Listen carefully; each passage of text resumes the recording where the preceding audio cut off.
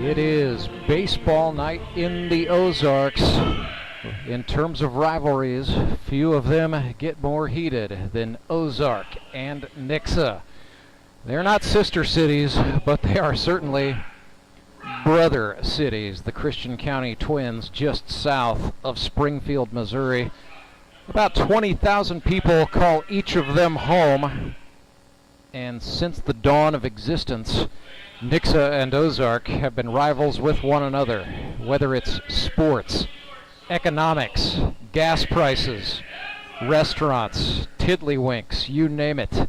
Ozark and Nixa love to compete, and they love to try to beat each other's brains in. That's what they will try to do here tonight on Baseball Night in the Ozarks. It's the Ozark Mountain Ducks taking on the Nixa Suckers. Hello once again, everybody. I'm Rance Berger. Welcome you in to the Grip and Rip Baseball League Sunday night tradition. It is the penultimate episode of Baseball Night in the Ozarks in the 2023 regular season. This the 8th year for Grip and Rip Baseball, the premier amateur baseball experience in the Midwestern United States. Nixa Suckers enter tonight's game 3 wins against 2 defeats, including a victory over the Mountain Ducks. Ozark coming into this one 2-3, riding in on a big win a week ago, looking to keep some momentum rolling. Let's meet the starters. First for the Mountain Ducks, they will be the visitors on the scoreboard. Blue jerseys, blue and white caps, a little bit of yellow trim thrown into the mix with white pants. Ozark will lead off with its second baseman out of Springfield, Missouri, number 4, Zach Ralph. Batting second for the Ducks wears number 11. He's the shortstop. That is the Marionville Comet, Skylar Henson. Batting in the third spot out of Rolla, Missouri, by way of St. Cloud, Florida. He's the third baseman, number 16, David Edwards. In the fourth spot, back with the club after a couple of weeks of illness-related absences, he is the Mountain Ducks player manager, the first baseman, Austin Kendrick. In the 5 spot is the left fielder, wears number 8, Kyle Carpenter. In the 6th spot is the catcher out of Willard, Missouri, number 1, U.S. Army veteran Devin Phillips. In the 7th spot, that would be the center fielder, number 6, Thomas McFarland. Batting 8th and pitching, he wears number 7, from Sleeper, Missouri, the beef cattle farmer, Seth Burns. In right field tonight, Mr. Catch 365. He wears number 10, Ethan Bryan. And in the 10 spot is the extra hitter, now from Marshfield, Missouri, wears number 12, Nick Bacon. He's from the GRBL Original 60, the first 60 players to ever put on the jerseys and lace them up in Grip and Rip Baseball way back in 2016. So for the Mountain Ducks, it will be Ralph, Henson, Edwards, Kendrick, Carpenter, Phillips, McFarland, Burns, Bryan, and Bacon. Battery mates for this one, Devin Phillips catching balls and strikes from Seth Burns. Nixa Suckers home team on the scoreboard in their navy blue jerseys with red and white trim, gray baseball pants, as they have done all season long, regardless of whether they are home or away. They're wearing gray. Suckers lead off with their first baseman. He wears number 11, originally from Branson, Missouri, now lives outside of Little Rock, Arkansas, Hayden Gibson. Batting in the 2nd spot is the extra hitter. He wears number 1, Tyler Jones. In the 3rd spot is the pitcher, number 13, out of Mount Vernon, Missouri, righty Josh Engler. In the cleanup position is the catcher. He is the Suckers player manager, wears number 6, Courtney Spitz. In the 5 spot, the second baseman, he wears jersey number 2. That's going to be Ben Wade. In the 6th position is the shortstop, number 4, from Florida, Puerto Rico, Davisai Pizarro. In the 7th spot, the center fielder, number 8, from Nixa, Missouri, Ryan Cram. Batting 8th, wearing number 5, the left fielder, Brock Faulkner. Batting 9th is the right fielder, Adam Barton. And batting 10th, the third baseman, number 12, Tommy Schaefer. So it's Gibson, Jones, Engler, Spitz, Wade, Pizarro, Cram, Faulkner, Barton, and Schaefer for the Nixa Suckers tonight. Battery mates Courtney Spitz catching from his longtime partner on the mound, Josh Engler. Back to bring you the first pitch of baseball night in the Ozarks right after this. Acme Towing Company. That's too far away. Let Henry's do it. Nah, we're ready to close. Let Henry's do it. Henry's is ready to take your call right now. From compacts to semis, Henry is here to help 24/7. Save yourself the hassle and make us your first call. Henry's gets there fast, offering multiple locations to serve the Ozarks. When you're stuck on the side of the road, make the right call. Let Henry do it. You know the meaning of dedication. The early mornings and the late nights spent pursuing your dream. The commitment and passion to turn those dreams into reality. That spirit of dedication is why Central Bank is always there, working behind the scenes, helping you navigate those twists and turns in your journey with solutions that are tailored to meet your business needs. Central Bank. We do business better.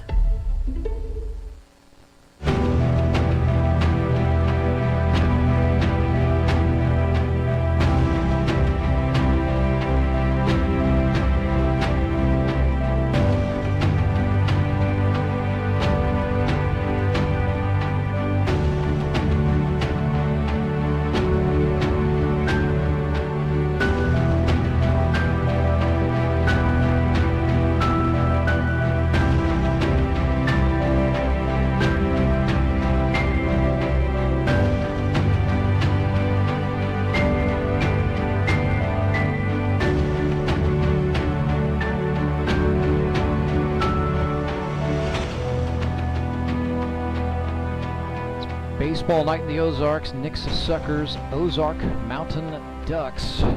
First place in the Grip and Rip Baseball League South Division dangles in the balance. Branson Showman just dropped to 2-4 in a non-divisional contest against the Republic Locos. So Ozark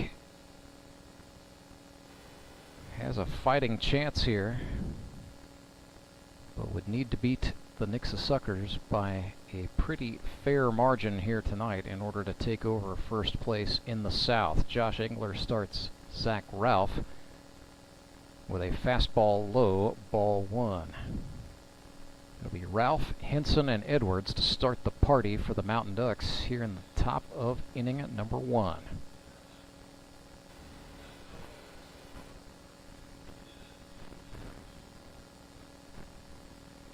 Ralph laces one into right field. Barton dives to keep it from going to the wall, and that will rob Zach Ralph of any extra base opportunities. Nonetheless, leadoff man for the Mountain Ducks does the job. A single out into right field, and he is aboard for Skylar Henson. So Henson has been in the league since its second season. This is year 8, inducted into the Hall of Fame a season ago. He is 6 for 19 for the campaign with a double and a run batted in. Chops this one to the shortstop. Pizarro, one out at second. The throw to first, not in time. Nonetheless, the 6'4 fielder's choice accomplished by the Suckers for the first out, and it keeps a man out of scoring position. Pizarro to the second baseman, Ben Wade. A little bit of a move there by Nixa. They've had Ben Wade out in right field, but tonight they start Adam Barton out in right, and they move Wade to second base.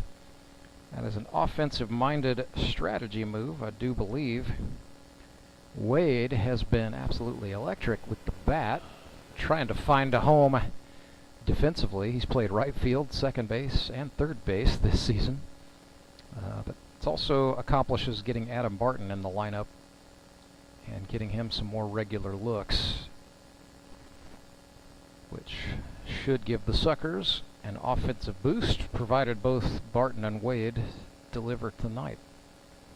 1-1 for David Edwards, who stepped off after taking a big old cut He's now adjusting both batting gloves, plus that elbow guard he wears on his left arm.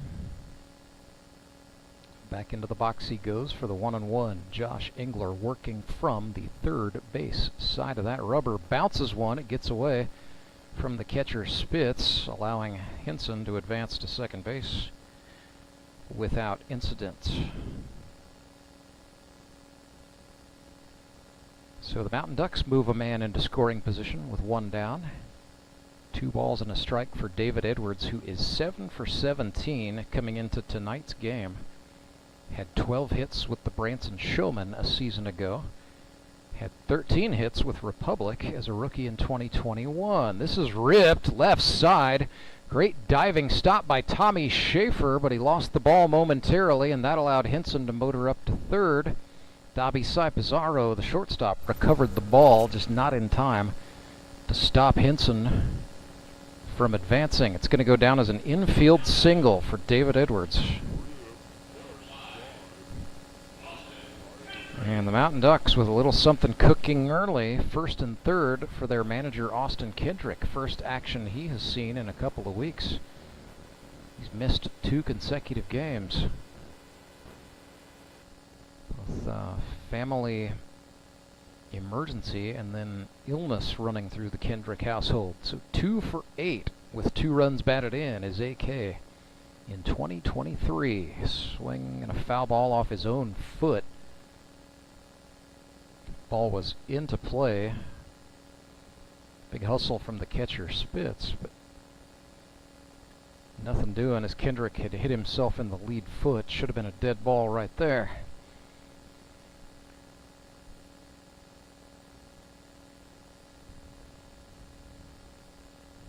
One and one. Engler from the belt. Slider swung on and lifted. Tailing foul out of play into the third row. Sort of the edge of the seats on the first base side. As Josh Engler came into tonight, 18 innings on the year. 8 earned runs on 20 hits. 10 strikeouts. It's a 4.5 ERA for Josh Engler. Austin Kendrick puts this one in the air into center field. That's down for a base hit. Hinson scores, and it's 1-0 Mountain Ducks. Austin Kendrick, baby, he's back. An RBI base hit, putting the Quack Pack in the lead early in this Christian County rivalry game. Kyle Carpenter delivered 3 runs batted in a week ago. He was the Elite Promotions Elite Performer of the game for the Mountain Ducks. Lifts this one to center. Over to get that is Cram. He makes the catch for the out. 2 away. Devin Phillips gets the AB for the Mountain Ducks. Catcher out of Willard, Missouri, passed up college baseball to join the U.S. Army, served as an infantryman. Fastball from Engler, swung on to the third baseman Schaefer, who's going to step on the bag for the easy force out, and that will get the Suckers out of the inning. But not before the Mountain Ducks strike. Hits from Zach Ralph and David Edwards and an RBI single off the bat of Austin Kendrick make it 1-0. OMD in front. This powerful Nixa Suckers club will try to answer when we come back. When Gary and Sandra Henry started Henry's Towing nearly 5 decades ago, customers knew that Henry would be the guy coming to help. People would call and ask to let Henry do it. And as Springfield has grown, our family has grown as well, so there's always someone around to come help you out. Everyone at Henry's is a member of the family, fully trained and as dependable as the original. With a family this size, help is always right around the corner. So if you find yourself in need of roadside assistance, remember to call the name you've grown to know and trust. Remember to let Henry do it! Do you ever wake up and feel like you're already out of energy? I haven't felt that way since I started doing yoga. You do yoga? Every morning. Best change I've ever made. Try our community classes for only $8. Sumit's hot yoga. You are going to feel awesome!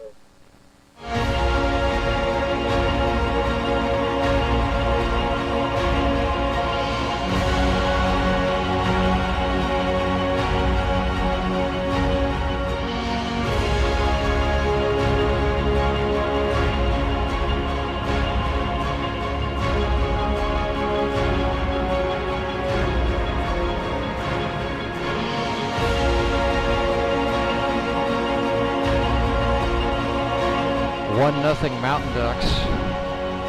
RBI base hit for Austin Kendrick. Bottom of the first, Seth Burns has the baseball ready to get going, trying to shut down a potent Nixa Suckers starting lineup. Seth Burns in 2023 has pitched 16 and a third innings, 20 earned runs on 22 hits, 18 walks. That's been a bit of a problem to go with 11 strikeouts, so needless to say, it's a high ERA for Seth Burns. He was a member of the Nixa Suckers in 2021. That was his second year in the league, and Seth shoved that season. Had a 3.28 ERA, allowing 9 earned runs on 24 and 2/3 innings of work. Seth looking to be the Seth Burns of old tonight, facing his former club. 31-year-old cattle farmer out of Sleeper, Missouri. Laclede County, Missouri native who went to Stoutland High School. Pretty good Class 1 baseball program historically. Played his college ball at Evangel University in Springfield. So here's Hayden Gibson, leadoff man for the Suckers. It'll be Gibson, Jones, and Engler. Dangerous bunch of fish right here. Hayden Gibson is 2 for 12, but don't let that fool you. He has also walked 5 times. He has been hit by pitches 4 times. So his on-base percentage, .524, exactly what you want from a leadoff man. Gibson's been playing money ball. It's not about the average, it's about the OBP. Looked at a fastball on the outer half for a strike, and it is quickly 0-2. Burns working down against the chimney sweep from Branson. Hayden Gibson. Here's a grounder up the middle. The shortstop, Henson, bobbled it at first, but made the recovery. Throw over to Austin Kendrick in time for the out. It's going to bring up Tyler Jones. TJ, 6 for 13 in 2023 with a couple RBIs. He comes into tonight's game 48 hits for his career, trying to become the 8th player in 8 seasons of grip and rip baseball to reach the 50 mark. Won't do it this time. That grounder to the second baseman, Zach Ralph, handled in time to get the former Mountain Duck Tyler Jones. 2 up, 2 down, and it brings up Josh Engler. The pitcher has been swinging a pretty good stick in 2023, to put it mildly. 10 for 19 with a triple and 6 runs batted in is Josh Engler. Best hitting season of his career was 2021, his second season. Had 12 hits that year. So Engler on pace to do it a little better here in 2023. 0-1, make it 0-2. Both of these guys, Seth Burns, Josh Engler, spent some time at Evangel University in their careers. Engler played there as a freshman and a sophomore before transferring to Missouri Southern State. Cement mixer from Seth Burns. Got him looking. And that is about the filthiest Seth Burns we've seen start a baseball game in quite a while. 3 up, 3 down, and a looking strikeout to one of the league's most dangerous hitters. 1-0 Ozark Mountain Ducks. Suckers will take the field after this. Acme Towing Company. That's too far away. Let Henry's do it. Nah, we're ready to close. Let Henry's do it. Henry's is ready to take your call right now. From compacts to semis, Henry is here to help 24/7. Save yourself the hassle and make us your first call. Henry's gets there fast, offering multiple locations to serve the Ozarks. When you're stuck on the side of the road, make the right call. Let Henry do it. Support local, give local. We hear it all the time, and when it comes to blood donation, there's an easy way to make sure your gift is being used in your community. Donors with Community Blood Center of the Ozarks provide every drop of blood, platelets, and convalescent plasma to patients in over 40 area hospitals. How do I know why that's important? Because my youngest daughter, Joselina, is alive today thanks to local blood donors. Find out how you can help at cbco.org. Local donors, local patients. That's the Community Blood Center of the Ozarks difference.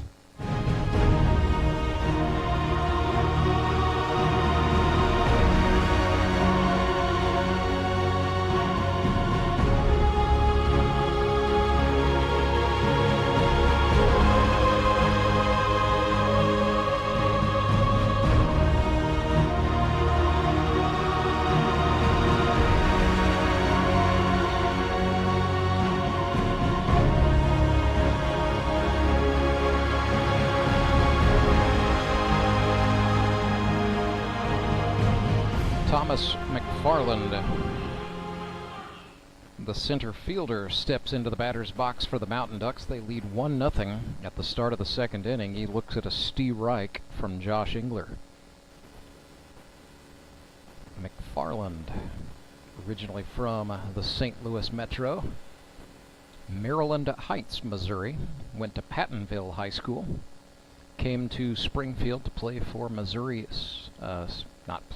attend college at Missouri State University, not a baseball player. Did play some drums, however, still does. 2-1 pitch sent to the second baseman, Wade. Waited for it, calmed it down, got the throw to Gibson in time for the out.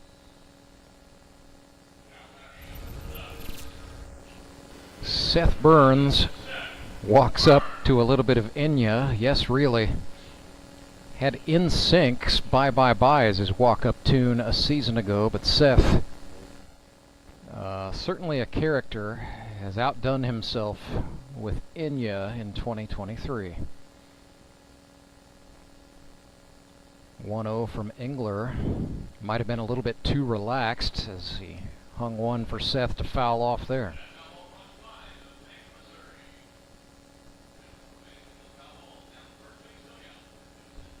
Ball and a strike to the big bad beef daddy Seth Burns. No batting gloves, just feelings in his hands as he swung at that slider. Down 1-2. Josh comes home. Ooh, little excuse me, help me sort of move from Seth, but he tapped it foul. Staying in the hunt. We'll do another 1-2. Fifth pitch of the plate appearance. Fastball out. And yes, he went around, says the man in charge. Down on strikes goes Seth Burns. First strikeout of the night for Josh Engler brings up Mr. Catch 365, Ethan Bryan. His book, A Year of Playing Catch, released in 2020, has since sparked a nationwide movement. Grounder to the third baseman, Tommy Schaefer, handled that and got it across the diamond in time for the out. So 3 up and 3 down for Josh Engler in the top of the second.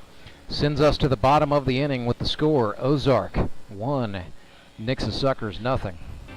I'm Nicole Cartmel with the Bank of Missouri. Whether you're looking to pay bills or make a big purchase, sometimes you need cash quickly to take that next step.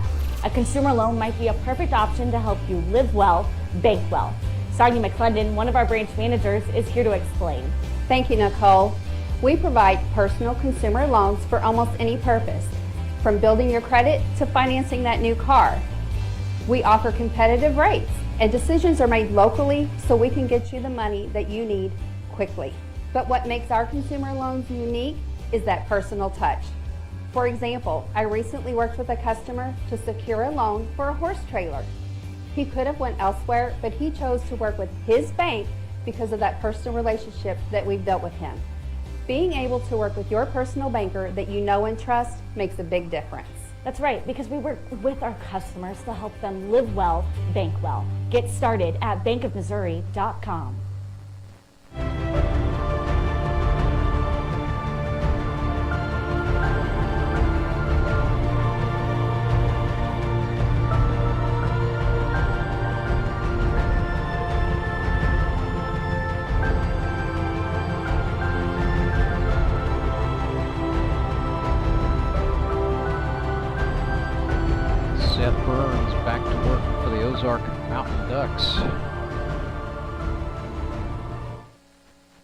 Courtney Spitz comes to scratch for the Nixa Suckers, who trail 1-0.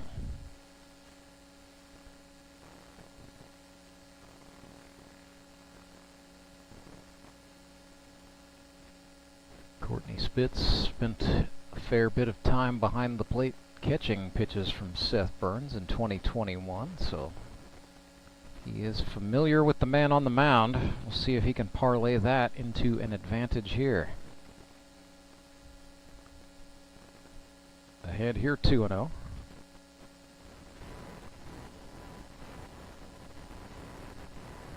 Make it 2-1. Umpires for this one, it's Michael Goodart behind the plate, Ryan Virch on the bases. Both of those guys from the Mid-America Umpires Union. Partnered with the Grip and Rip Baseball League once again here in Season 8. We appreciate them both. I don't know that we've had Michael Goodart out here in 2023. I know we've had Ryan Virch at least once. Courtney Spitz draws the free pass.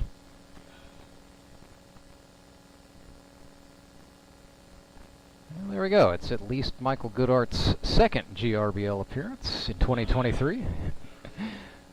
Worked opening weekend. My question, why did it take you so long to come back? So here's Ben Wade, who has been red hot, the rookie leading the Suckers in batting, 10 for 19, a .526 average.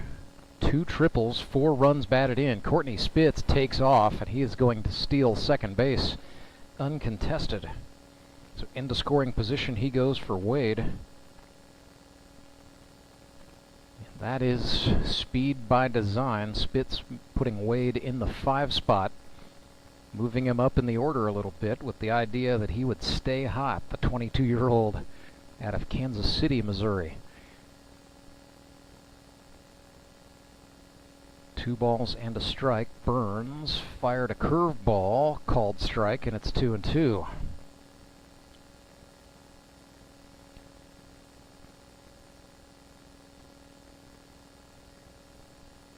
Burns. Another breaking ball, ran that one in. David Edwards, the third baseman, up with it. Throws across to first. Wade is going to be safe as Edwards throw. He hesitated a second to look down the runner Spitz, and then the throw brought Austin Kendrick off the bag.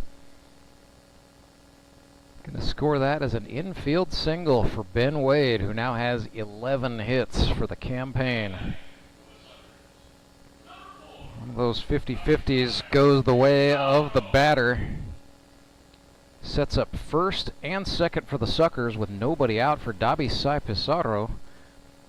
He is 4 for 17. Looked at a strike on the outer half. Throw down to third. Ricocheted and then off the noggin of Courtney Spitz, who slides in safely. Wade moves up as well. So the Suckers trailing by a run, using their legs here in the bottom of the second. Big time opportunity for Dabisai. Curveball swung on, hacked. Foul ball. Into the seats upper level, where it looks like a contingent of Springfield Metropolitans and some Branson showmen are hanging around to watch this one. 0-2 to Pizarro. Burns tried the off speed again. Pizarro again fouls it off. Way out there, but still in the park. Sort of beyond the seats on the grassy berm on the first base side. We'll do the 0-2 again.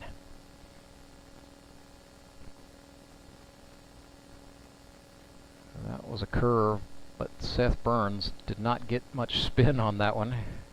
Outside for a ball. Dabisai Pizarro from the Carlos Beltran Baseball Academy out of Park University. Another curve, this one put up in the air, right field, tailing down and caught on the line by Ethan Bryan. Spitz will tag up and score, and it is 1-1. It'll go down as a sacrifice fly. Although I can promise you that was not what Dabisai Pizarro intended. Nonetheless, a run comes across. It is 1-1.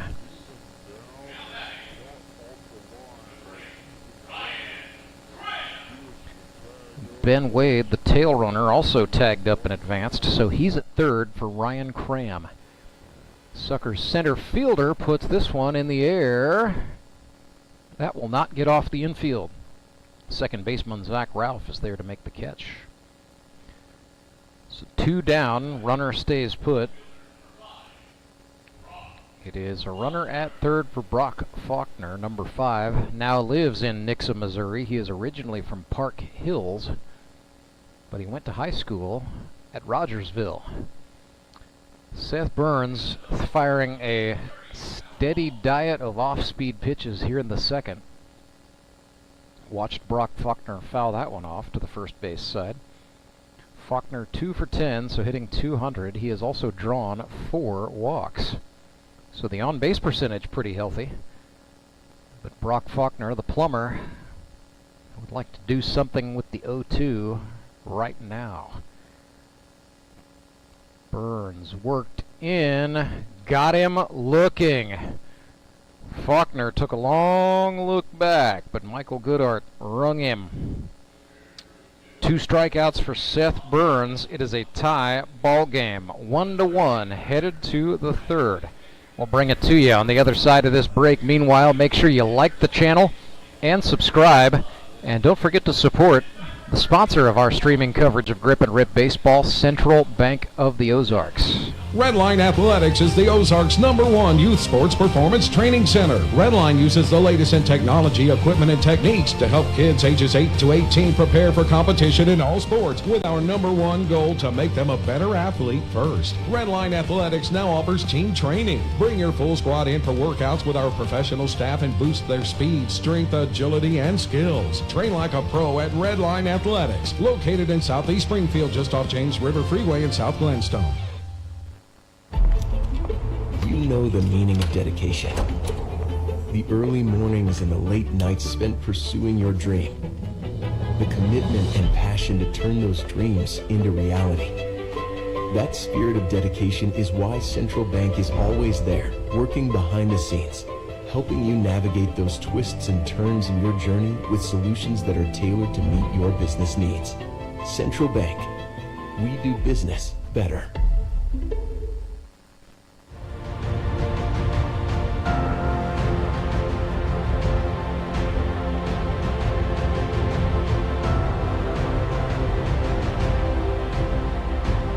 Nick Bacon, number 10 hitter, steps in for the Mountain Ducks. Score is tied 1-1.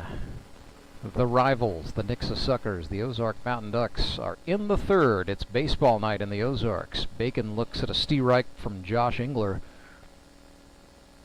And Josh, a little jazzed up after giving up an earned run in the first on 3 hits. Trying to settle in. He would look to go 5 for Nixa tonight.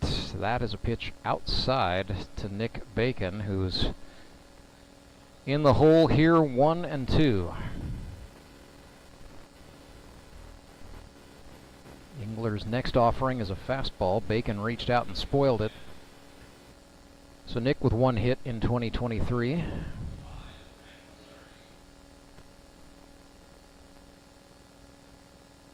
Do the 1-2 again. Engler goes back in. Oh my goodness. Bacon took a defensive swing and was off to the races, taking a tumble across the bag after Josh Engler had tagged him out. Engler very quickly off the mound, showing the athleticism, getting the tag to retire Nick Bacon.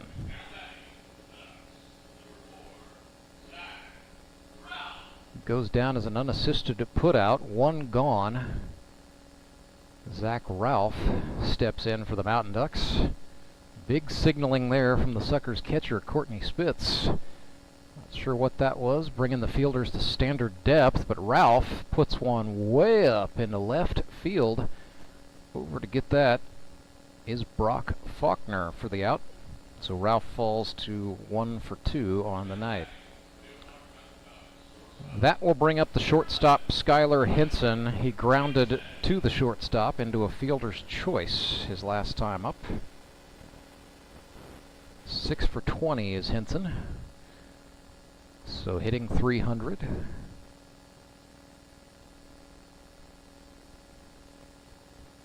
Two outs, and it is 0-1. Breaking ball swung on, grounded. That will get through. Into left field it goes, and the Marionville Comet, Skylar Henson, gets his 7th hit in 6 games. That single to left brings up David Edwards.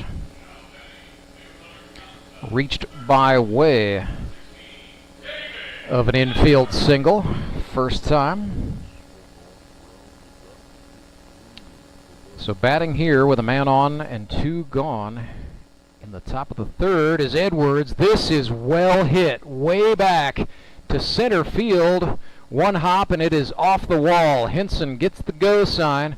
Edwards stand up RBI double, and the Mountain Ducks lead 2-1. It is a 2-out rally for Ozark. David Edwards smacks an RBI double to put his club up by a run.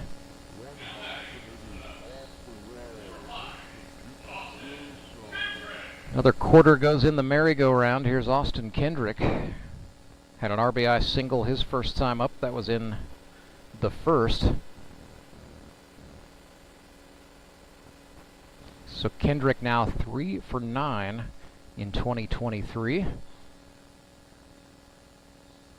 Kept that one on the shoulder.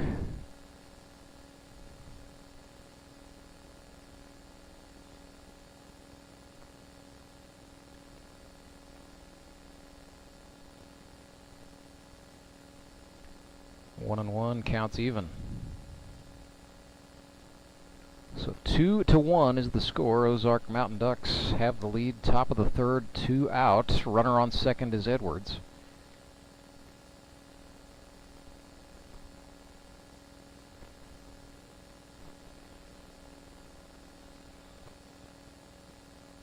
Two balls and a strike for Kendrick.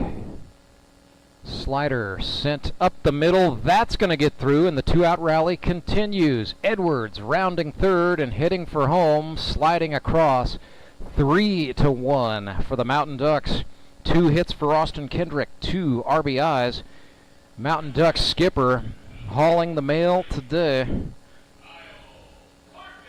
And he is on once more for the left fielder, Kyle Carpenter. Kyle 0 for 1, flew out to center first time.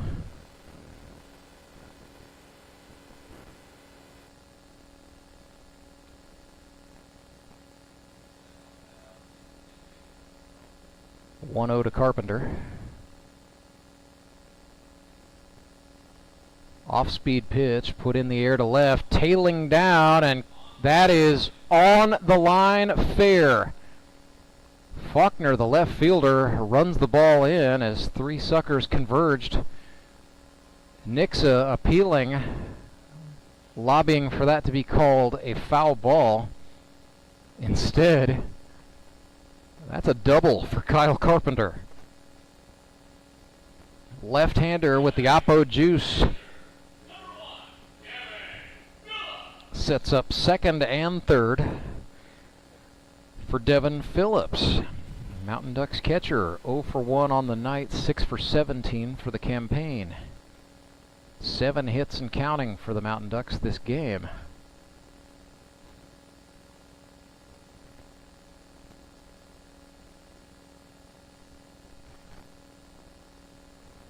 Josh Engler retired 6 batters in succession and has since given up 4 hits in a row. This top half of the order for the Mountain Ducks absolutely opportunistic tonight. 2-0. Phillips got all that. That's going to get down. A gapper into left center will score 2 more, and it is a 5-1 advantage for Ozark. Phillips with 2 RBIs. He now has 7 for the season. It has absolutely been a great sophomore campaign for Devin Phillips, the 30-year-old electrician. Thomas McFarland backflips his way off the Jumbotron into the batter's box. Swung on and chased a slider there. Devin Braswell coming on to run for the catcher Devin Phillips, the Devin and Devin show. Another swing, another miss at a slider from Josh Engler, who's ahead of McFarland 0-2, can stop the bleed and get out of this inning. Nothing and 2. Bounced it, no. McFarland out of Maryland Heights, Missouri, stays in.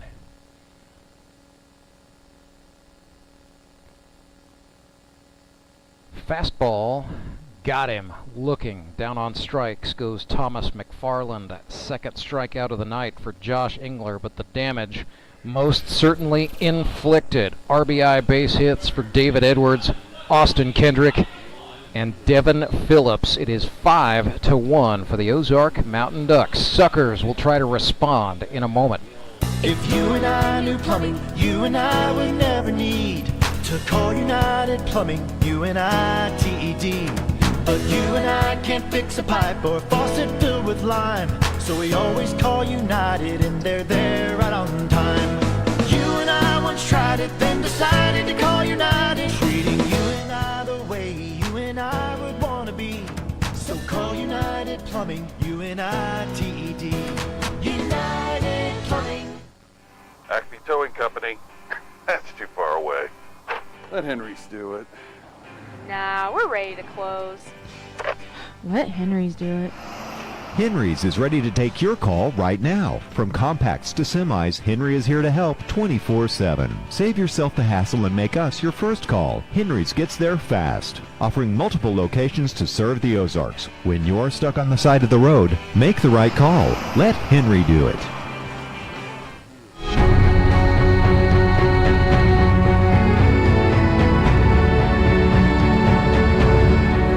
The Nixa Suckers trail the Ozark Mountain Ducks 5-1 after the Quack Pack hangs a 4 spot on the board in the top of the 3rd. It'll be Adam Barton, Tommy Schaefer, and Hayden Gibson for the Fish as they will look to respond. Don't have to get it all back right now, but getting a little something back certainly would be helpful if you're a Nixa Suckers supporter. Adam Barton, the conservation ecologist by trade, is 3 for 9 with 3 runs batted in. Also has taken a walk and has not struck out in the first 5 weeks of the season. Lifts this one in the air. That's a base hit, and a fine rookie campaign continues for the Hillcrest High School charge. Adam Barton, he is aboard, getting that base hit off of Seth Burns. And I said earlier in this one, if I'm reading the tea leaves, Courtney Spitz wanted to create some opportunities for Adam Barton, working him into the starting lineup tonight, and it pays dividends with a base hit there. Here's Tommy Schaefer, the 3rd baseman, swung on and missed. He's made a couple of nice defensive plays already, looking to get it going with the bat. Tommy last played in the GRBL in 2019. Back out here at age 35. What's a little hiatus? Came out ready to go. Don't call it a comeback, he says. The 1-1 breaking ball swung on and missed.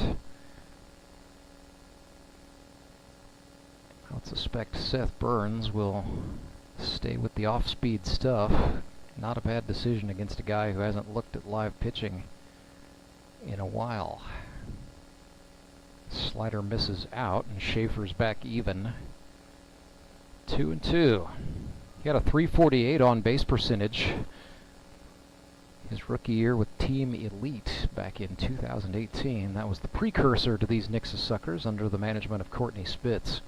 Schaefer goes down looking that time at the hands of the mound man Seth Burns. That's his third strikeout.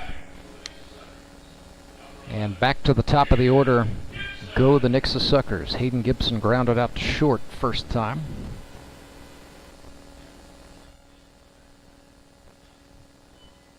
Here's a check throw, albeit not a very inspired one. Adam Barton dove back without issue. Breaking pitch, it's wild. Back to the screen. Barton will advance, and he goes into scoring position. So the Suckers perhaps poised to manufacture a little something.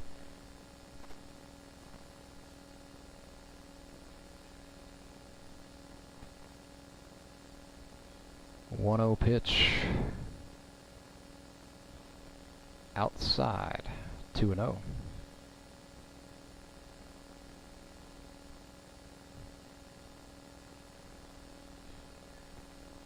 Fastball taken the opposite way down the left field line, and Hayden Gibson is going to think extra bases. Barton scores. It's 5-2. Gibson stops at second base. Easy. It's an RBI double for Hayden Gibson. 5-2. Still the Mountain Ducks advantage for the moment. And Hayden Gibson is in scoring position for Tyler Jones. 6 for 14 for the campaign is TJ. Woo! Took a big hack there.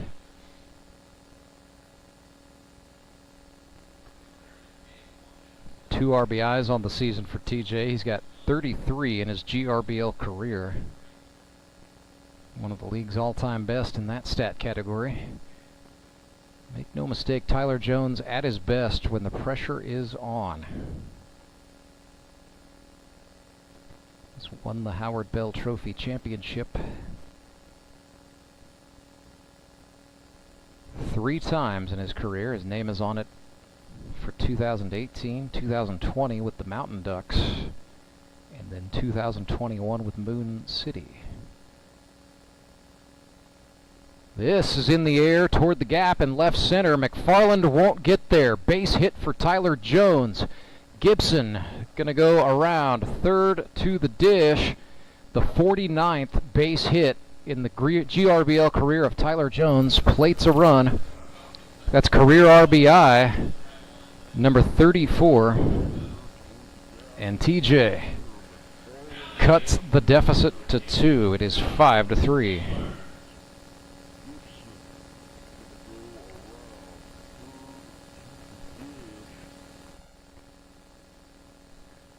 Engler struck out looking at a nasty slider last time, and now Thomas McFarland slow recovering out in center field. That's going to cause a stoppage. Not sure what he did. Just sort of rolled up awkwardly, diving for the ball. He's kind of favoring his face. I'm not sure. Could have landed on the nose. Could have taken some turf pellets to the eye. But McFarland says he's good. He's going to stay in there. Mountain Ducks will play with the infield in. A potential game-tying run has come to the plate. Josh Engler, 1 out. Burns starts him off with the curve for a strike.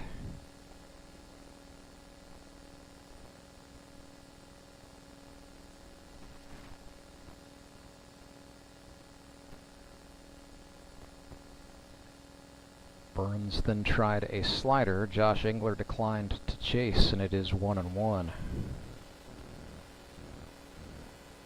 Josh, 10 for 20 officially. Swings at this one. It is in the air. Tailing. Woo! Foul. Ozark Mountain Ducks fan sitting by herself moved one seat away just in time to get out of the way of that baseball. Yes, if you're going to sit that close to your favorite team's dugout, you got to be ready.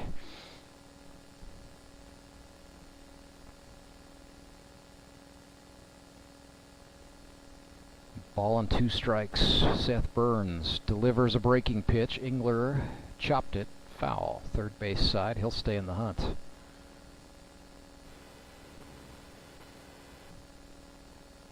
High-octane Josh Engler, the wholesale fuel salesman out of Mount Vernon, Missouri. Sponsored by Offen Petroleum.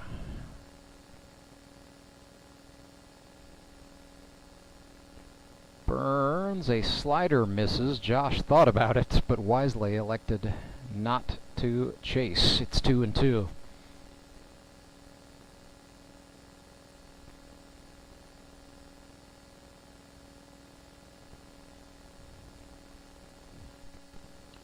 Two pitch is bounced. Nice job by Phillips to keep that from going behind him. It also keeps Tyler Jones at second base. But the count is full. Burns nibbling against the hot-hitting Josh Engler. Payoff pitch, swung on, grounded left side. Edwards with it. Fires across to Kendrick in time. So a nice play by the Mountain Ducks third baseman, looking down the runner Jones to keep him in position at second base. That will bring up Courtney Spitz. 5-3 our score. Mountain Ducks lead the Suckers. We're in the bottom of the third with 2 gone. Seth's first pitch to Courtney Spitz is a breaking ball high, ball 1. Spitz took a walk his first time up, then came around to score later in that second inning on a sacrifice fly by Dabisai Pizarro. Another curve from Seth Burns, another miss outside to the lefty. 6 for 19 is Courtney Spitz. 4 runs batted in. Would like to get his 5th right here. Fastball swung on, fouled back to the screen. CrossFit Spitz had his best season ever in 2022, 14 hits. Suckers were eliminated in the playoff semifinals, and he's been thinking about that ever since, I can promise you. Baseball got away from the catcher Phillips, and that moves Tyler Jones 90 feet from the plate. He's standing tall at third.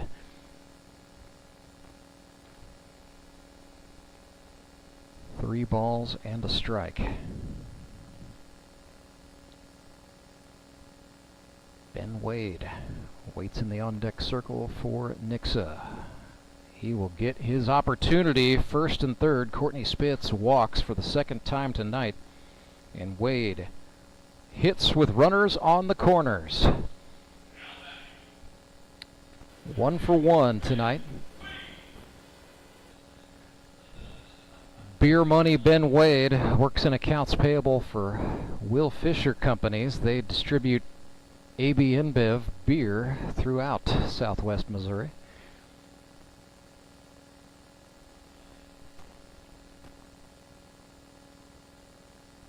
One and 0 to Wade, who watched a slider go by low and outside. Burns came back at him with a fastball. That caught the outer half of the strike zone, and that will even the count, 1-1. Wade went to St. Pius X High School in Kansas City. And now Spitz took off running. This could be dangerous. Jones does his job to divert Seth Burns' attention, and that will allow Courtney Spitz to get back to first safely. Well, that was some heads-up base running on the part of the veteran Tyler Jones, knowing that Seth Burns would try to keep that run off the scoreboard, taking advantage to buy new life for the Suckers this inning. Wade watched ball 2 go in low. Veteran move there from Tyler Jones. We'll see if Wade can make it really pay out. 2 balls and a strike. Burns from the chest. Curveball. That's up and out.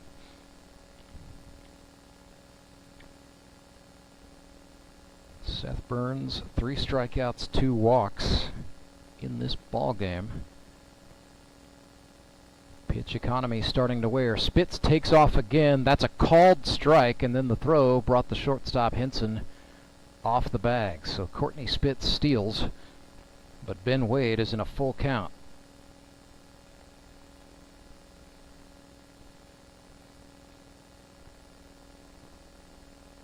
Three-two. Bounced it. Wade draws the walk, and the bases are loaded for Dabi Sai Pizarro. It's going to bring Tony Lewis out of the dugout. I guess he's been demoted to assistant coach for the Mountain Ducks.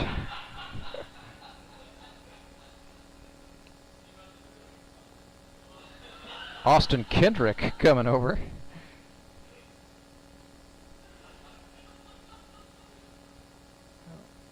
This is definitely interesting, and the sight of Tony coming out of the dugout brought some laughs out of the boys in the press box for sure. I'm going to have to get the full report on that one during the commercial break. I'm not sure if what was said is suitable for television. So here's Dabi Sai Pizarro after the meeting of the minds. Bases are loaded, 2 outs, 5-3 the score. Mountain Ducks trying to cling to the lead. Burns fires a breaking pitch. That's into the zone for a strike.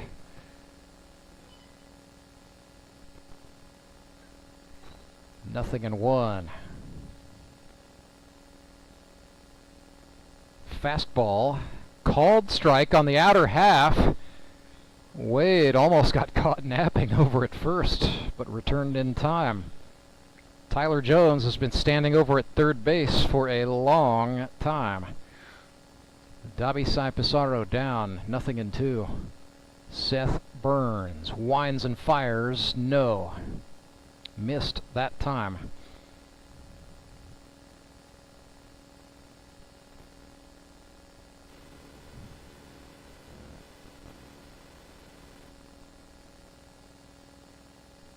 One, 2. Curveball. Pizarro fouls this one off. That's going to carry well out of play. We'll do the 1-2 again. 5th pitch of the sequence coming up in a moment. Burns resets. Fastball down. Counts now even. It is deuces wild for Dabi Sai Pizarro. 2 balls, 2 strikes, 2 outs. Runners on every base. 2-run ball game. Seth Burns fires the deuces pitch. Swung on, grounded into play. Henson, the shortstop, charging in. He holds it. Pizarro is safe. It's an infield single and an RBI. You take them however you can get them, don't you, Dabi Sai? Reaches first base safely and brings in the run. Jones scores. It is 5-4. That is the 2nd RBI of the game for Dabi. And the bases are now loaded for Ryan Cram, rookie center fielder out of Nixa, Missouri. There's a bouncer, good block from Phillips. And a nice job by Cram, immediately putting up the woe sign for the aggressive Courtney Spitz, the runner at third. Ryan Cram, 4 for 19. And Burns steps off, looking Courtney Spitz back to third. Mountain Ducks fielders at pretty much standard depth here. 1-0 slider bent into the zone for a strike to Cram.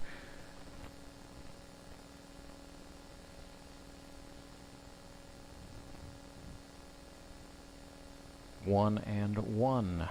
Cram swung at an inside pitch, tailing down the left field line. It's foul. Goodness, sliding attempt by Kyle Carpenter would have been An absolute web gem of a play. Instead, Cram will go back to the batter's box for a 1-2.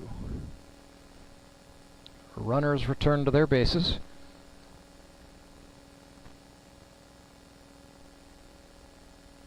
We'll do it again.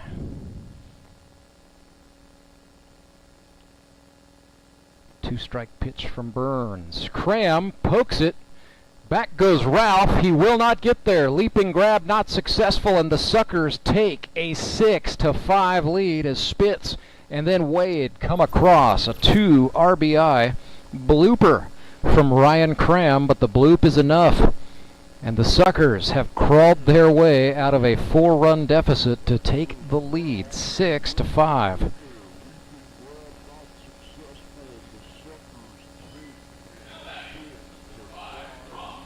It's going to bring up Brock Faulkner. Runner on first and second. Ball gets away from Phillips. And so that will allow the runner to move up and take third. Cram stays put at first, so runners on the corners for Faulkner.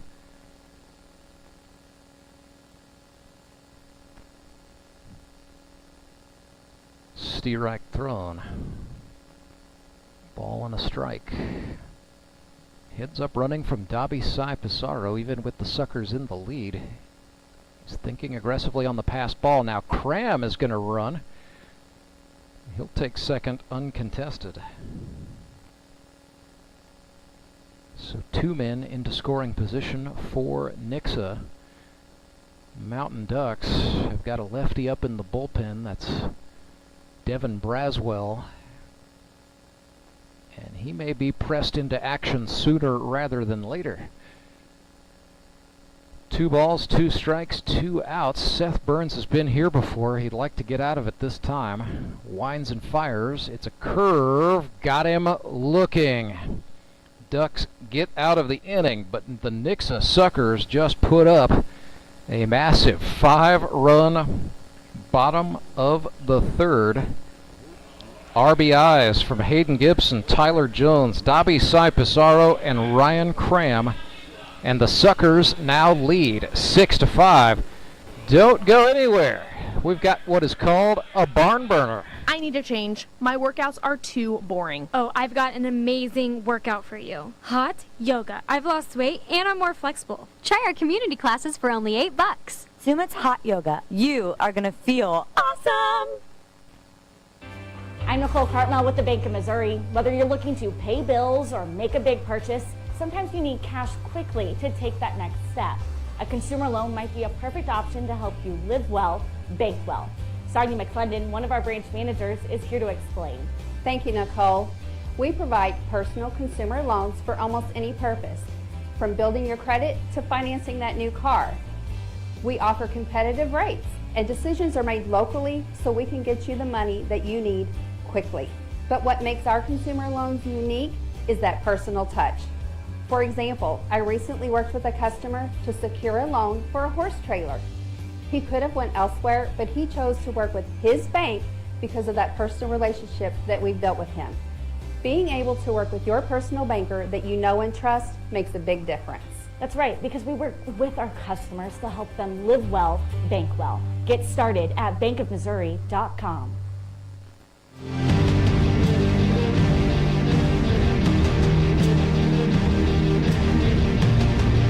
Oh my goodness. Seth Burns with a chance to redeem himself right here, right now, top of the 4th.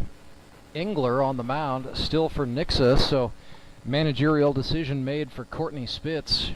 He's going to stick with the right-hander out of Mount Vernon in a 6-5 ball game. Josh Engler will get the 3+ designation. And so that means any Nixa pitcher who comes on in relief from this point forward will be limited to a max of 3 innings of work. 6-5 advantage for the Suckers after they score 5 runs in the bottom of the 3rd. Engler seems energized. He's worked ahead. 0-2 for Seth Burns. Burns swings. This is skied. It will not get out of the infield. It's now tailing foul, but plenty of room for the first baseman, Hayden Gibson. to make the catch and the out. So one gone for the Mountain Ducks in the top of the fourth. Ethan Bryan, Mr. Catch 365, the right fielder. As I said earlier on, his book, A Year of Playing Catch, really has sparked a national movement, and we have seen several men and women continue playing catch every day for a full calendar year. Lots of them doing it, raising money for causes. We've seen a father do that for a Miracle League in Iowa. Some are doing it in memory of lost loved ones, and some are doing it just to prove that they could, as Ethan Bryan did in 2018. Mr. Catch 365 has really nudged and encouraged a lot of people with his writing. Nick Bacon looked at a Steerike. The senior Apple Pay specialist. You really putting that degree in classical Latin from Missouri State University to work.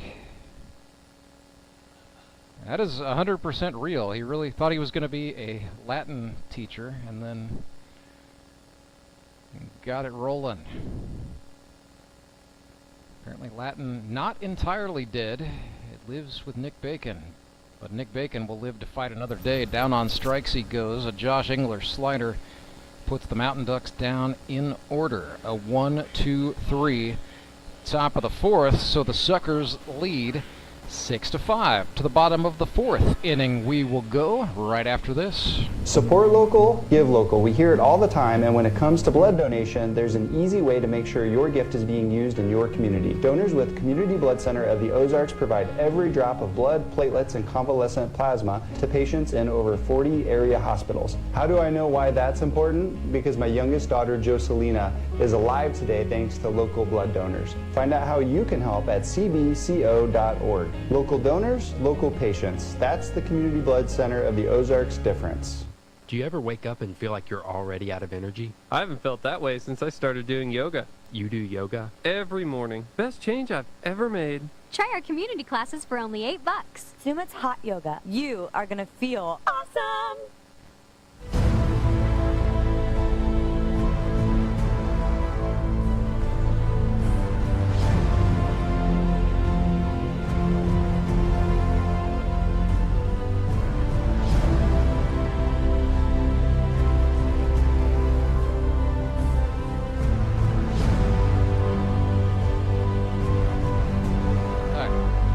New pitcher for the Ozark Mountain Ducks, the lefty out of the bullpen, Devin Braswell out of Hollister, Missouri. Now lives with his family in Ozark, so playing for the hometown club these days. But DJ, originally from Hollister, Missouri, played college baseball at University of the Ozarks. 7 2/3 innings pitched here in 2023 for Braswell. 5 earned runs on 7 hits, 9 strikeouts, a walk, and a hit batsman. Was very, very good in the Mountain Ducks win over the Branson Showmen a week ago. He pitched 2 2/3 innings, didn't allow any runs, gave up just 1 hit, and struck out 3 batters. So Braswell will look to keep it going here down the stretch. Nixa will try to pad its lead, meanwhile, up 6-5. Here comes Adam Barton, singled last time up, so 1 for 1 on the day. Out of Hillcrest High School in Springfield, Missouri. Decided academia was the right path for him in college. Has a biology degree. Now works as a conservation ecologist for a nonprofit in Springfield. 1-0 pitch is an off-speeder that Devin Braswell bent into the zone for a Steerike. He's got a fastball, a wicked change, and on occasion we see that breaking ball. 1-1, that was the changeup. He was running it inside and Barton turned on it, sent it foul. So Adam Barton hitting .400. He's 4 for 10. He's batted in 3 runs. He's behind here 1 and 2. Fastball swung on and sent into left field.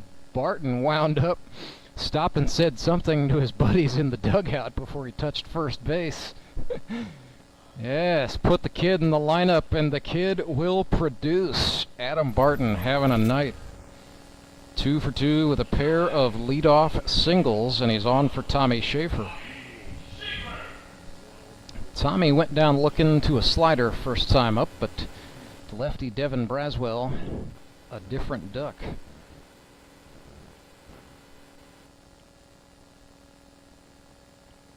Braswell sent a change. This is grounded right side. Ralph throws to the shortstop. Hinton can't hang on, and Barton is safe. It's going to be charged as an error to the Mountain Ducks second baseman. Nonetheless, Schaefer reaches safely. Nobody out, and 2 men on for the Fish. Back to the top of the order, and Hayden Gibson. RBI double his last time. So Gibson is 3 for 14 on the season. He has also reached base a combined 9 additional times by way of walks and HBPs. Curveball from Braswell starts Gibson with a strike.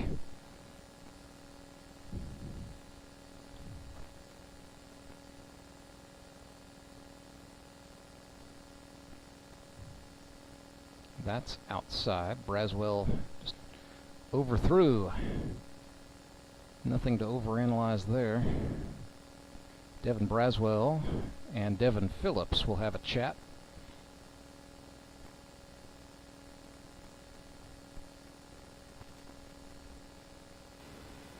And with that all sorted, a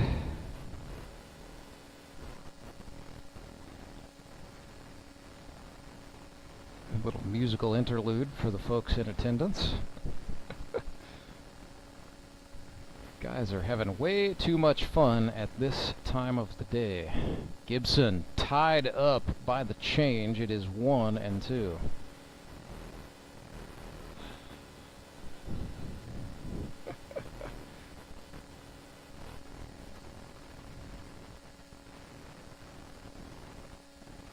Fastball, no, it's outside.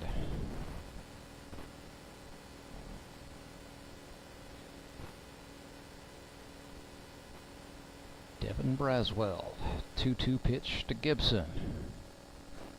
Hayden reached, yes he did. Down on strikes goes Gibson. And so Devin Braswell records his first out of the night by way of the strikeout. Doesn't get easier for Braswell.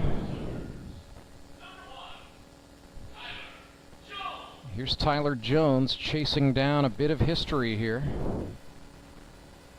TJ, 49 career hits headed into this at bat. Set your DVR. 1-0 after a ball ran inside. Out of University City, Missouri, born in St. Louis, has been with the league since it launched in 2016.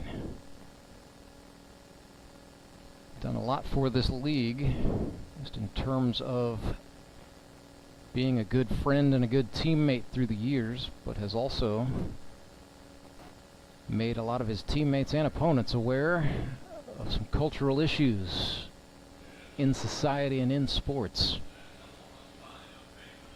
2020, he took a knee during the playing of the national anthem. Throughout the season, he was with the Ozark Mountain Ducks that year. He said it was first of all to show that microaggressions and some outright racism is present in Springfield, Missouri, but B, it was to show support for a larger nationwide movement. 2021, he came back and said the protests would stop, but the message behind them not going away. Ruffled a few feathers, but for the most part, athletes of this league either supported Tyler Jones or at least worked to try to understand his message. Well, number 50 will have to wait. He's stuck on 49 as he draws a walk from his former Moon City teammate Devin Braswell, but that loads the bases with one out, and opportunity once again making with that knocking on Josh Engler's front door. 0 for 2 tonight as Josh, grounded to third last time up, watches that one sail outside for a ball.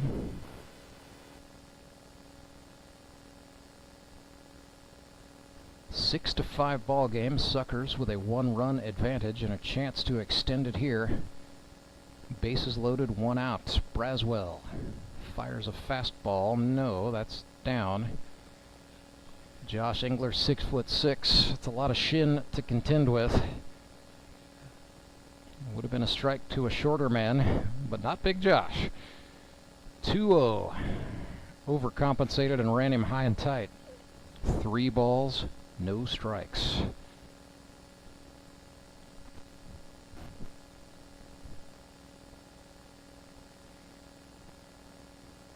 Fastball, that's a 2-seamer for a strike from the lefty Braswell. Trying to claw his way back in here.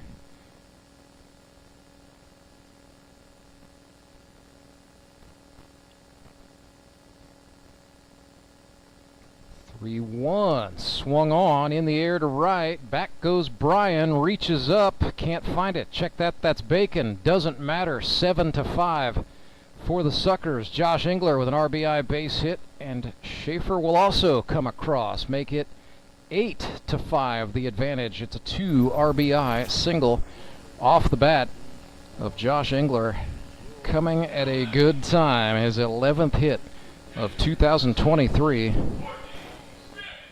Engler delivers big to help his own cause there. 8-5. The Nixa advantage. 3 runs. Courtney Spitz up next. He has walked twice, so nothing for nothing on the evening. Spitz still 6 for 18 for the year. He is hitting .333. He has now walked 7 times, so more walks than hits officially for Courtney Spitz. I'm sure he'd like to at least even it up here. Hayden Gibson's going to come on to run for Engler, the pitcher. Leads me to believe we'll see Big Josh go out there to the mound for inning number 5 after this.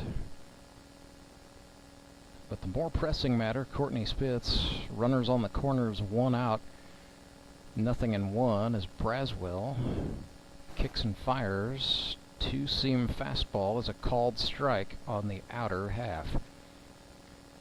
Nice pitch there from Braswell. He's fought ahead, 0-2 to the Suckers catcher and manager.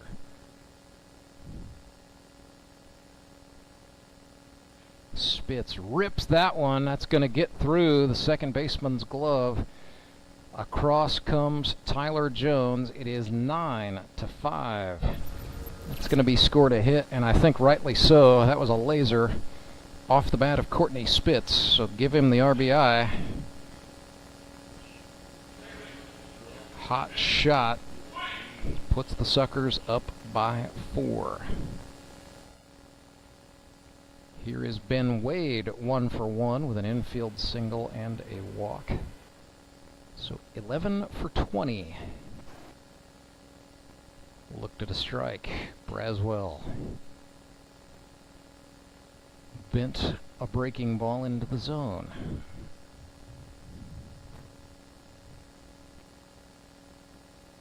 Same pitch, different result. That was outside.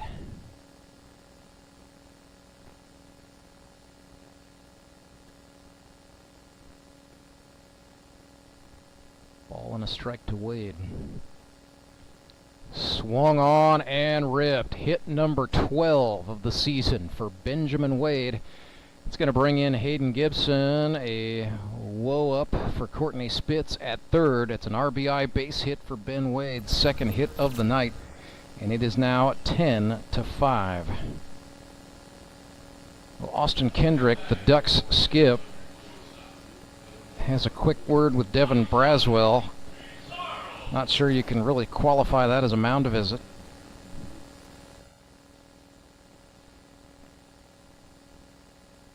Bring up Dobby Sai Pissarro. Sacrifice fly and an infield single RBI. He's brought in 2 runs, has an opportunity to do it again. Runners on the corners and 1 out for Dobby. Breaking ball for a strike from Braswell on the outer half to the right-handed hitter. So Pissarro now 5 for 18. Runner goes. Pissarro swung out of his shoes at a strike, and Wade is going to steal second base. I don't know what the pep talk was to these fish before the game. I think it had something to do with run, run, run. They have absolutely been aggressive on the paths. 0-2 to Pissarro. Swing and a miss. Braswell almost walked off toward the dugout, but that's only 2 outs. And yeah, it's been that kind of inning.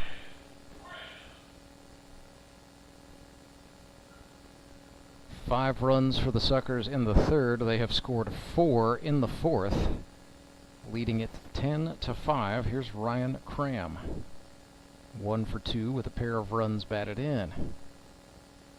Cram looked at a slider for a strike.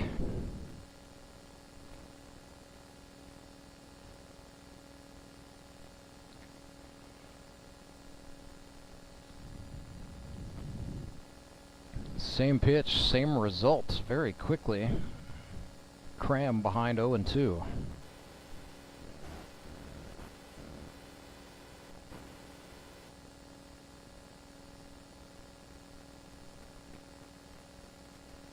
Five for 20 for the season.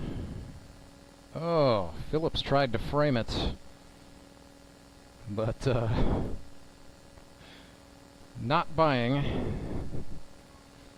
Plate umpire Michael Goodart. Good call. 1-2. Same pitch again. This is grounded left side. Edwards dives. He can't get it. Henson's throw not in time. Ryan Cram reaches on an infield single, and another run comes across. It is 11-5 for the Suckers. And the Mountain Ducks, who once led this game by 4, are suddenly watching it all unravel. 6 runs the deficit. Here's Faulkner, 0 for 2. Braswell's just been spamming sliders. That either tells me he's lost confidence in his other pitches, or he feels like that's just his best opportunity to get out of this thing. That was a 2-seam fastball, but it was too far inside to the righty Faulkner. 2 balls, no strikes. 2 outs on the board. Runners are at first and third for the Suckers, who lead by 6. That slider didn't slide. Braswell fell off the mound to the third base side, but the baseball just never quite broke over the plate. 3-0 pitch.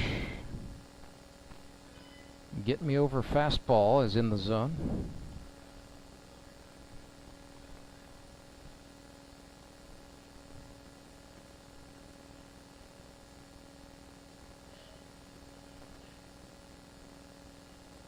Three balls and a strike to Brock Faulkner. Braswell's pitch got him to swing over the top.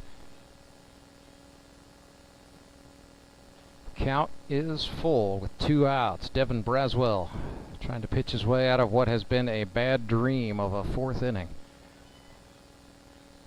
Payoff pitch. Runner goes. That's Cram. He's hung up. The throw to Henson, not in time. Throw to Edwards, not in time.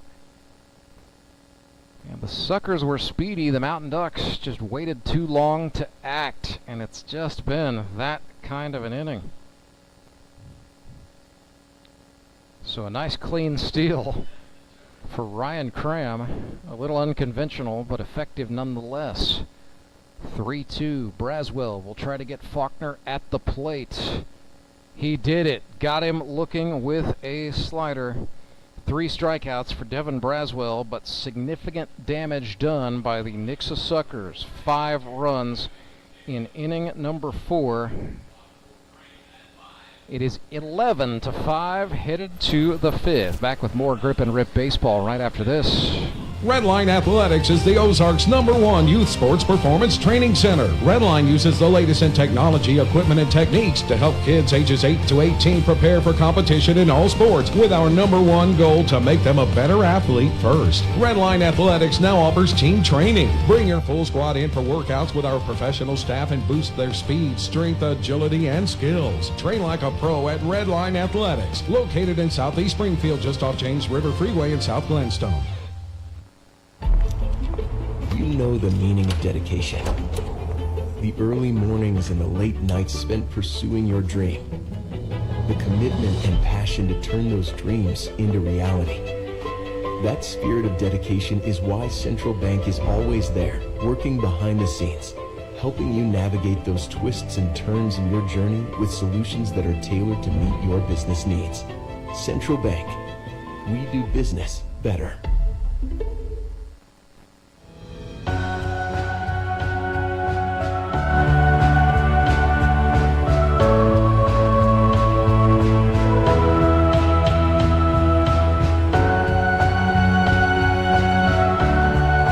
Nixa Suckers send the big right-hander from Mount Vernon, Josh Engler.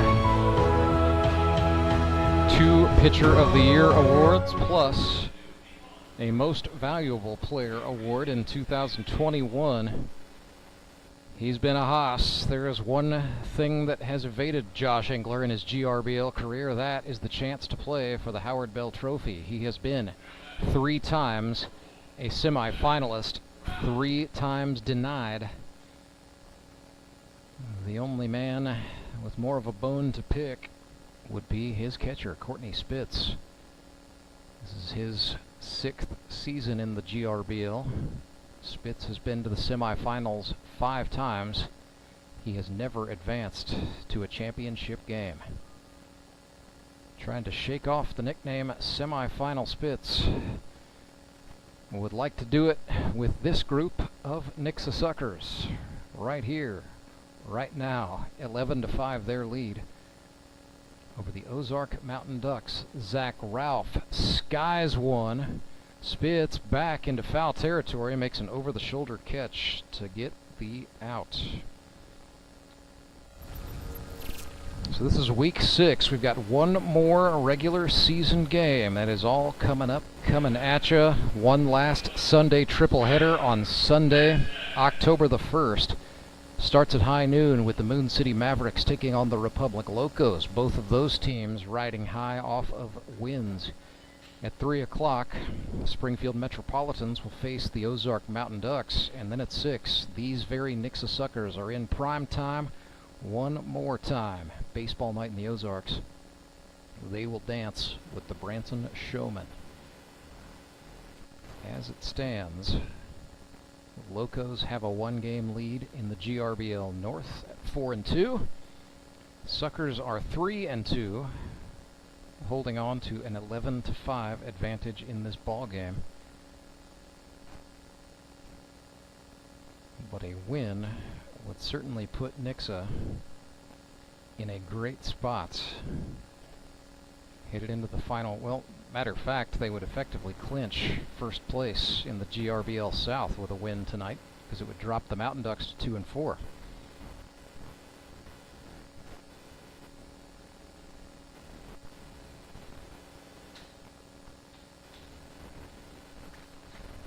So the 2 division winners will take the sit on Sunday, October the 8th. We will have a doubleheader that day in the GRBL playoffs. We call that round the Eliminators. It is seeds 3 through 6, battling it out for a fight to the semifinals.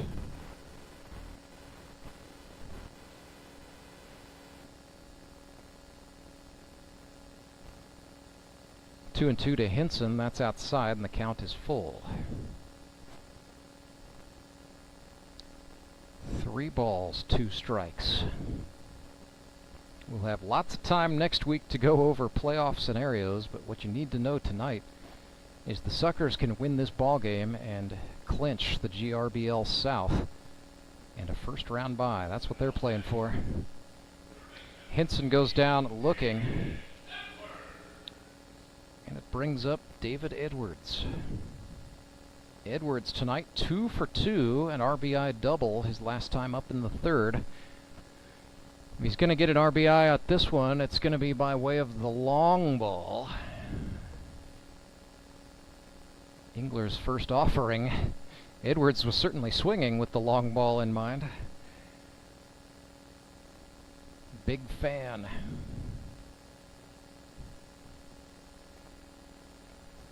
Nothing in 1.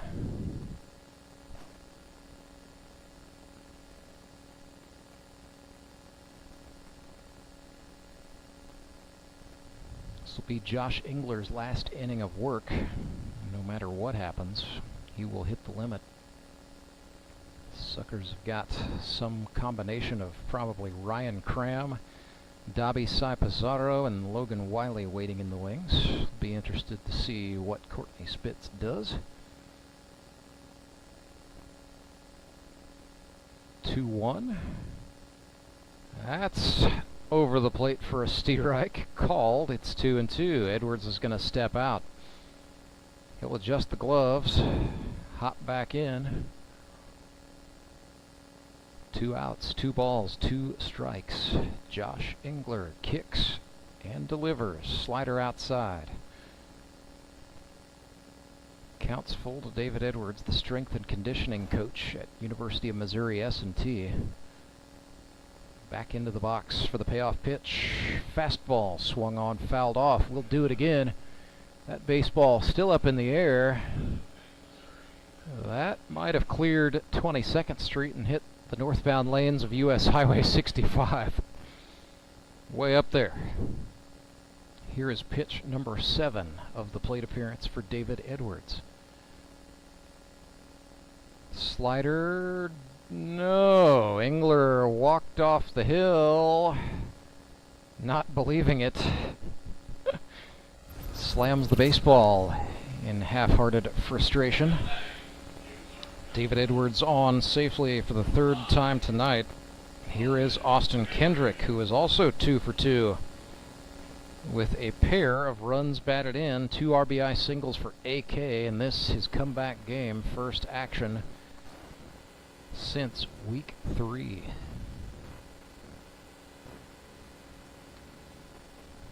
Fastball for a strike.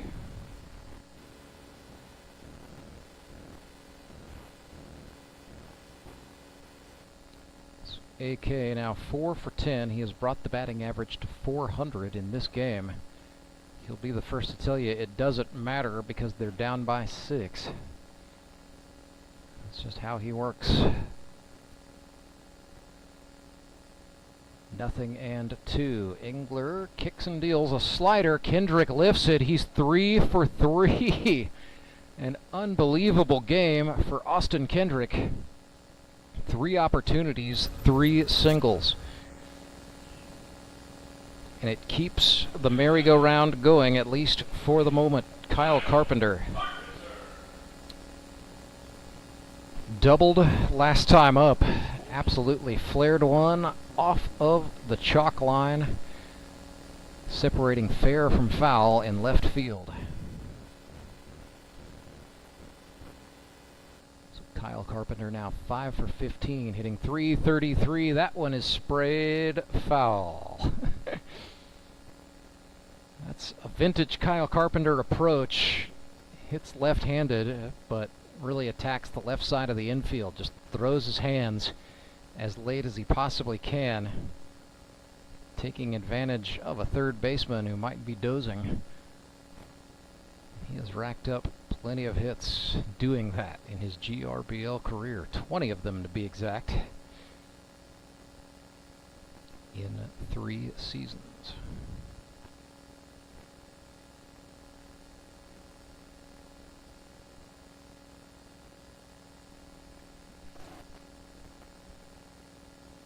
Actually 21 if you count the double earlier tonight. 1-1 for the St. Charles native. Swings at this one. Up the middle it goes. Pizarro, the shortstop, flips to Wade at second base. And that new middle combo for the Nixa Suckers in the middle, getting it done. 6-4 fielder's choice gets Carpenter, and the score stays 11-5. Nixa out in front. Bottom of the 5th right after this. Acme Towing Company. That's too far away. Let Henry's do it. Nah, we're ready to close. Let Henry's do it. Henry's is ready to take your call right now. From compacts to semis, Henry is here to help 24/7. Save yourself the hassle and make us your first call. Henry's gets there fast, offering multiple locations to serve the Ozarks. When you're stuck on the side of the road, make the right call. Let Henry do it. You know the meaning of dedication. The early mornings and the late nights spent pursuing your dream. The commitment and passion to turn those dreams into reality. That spirit of dedication is why Central Bank is always there, working behind the scenes, helping you navigate those twists and turns in your journey with solutions that are tailored to meet your business needs. Central Bank. We do business better.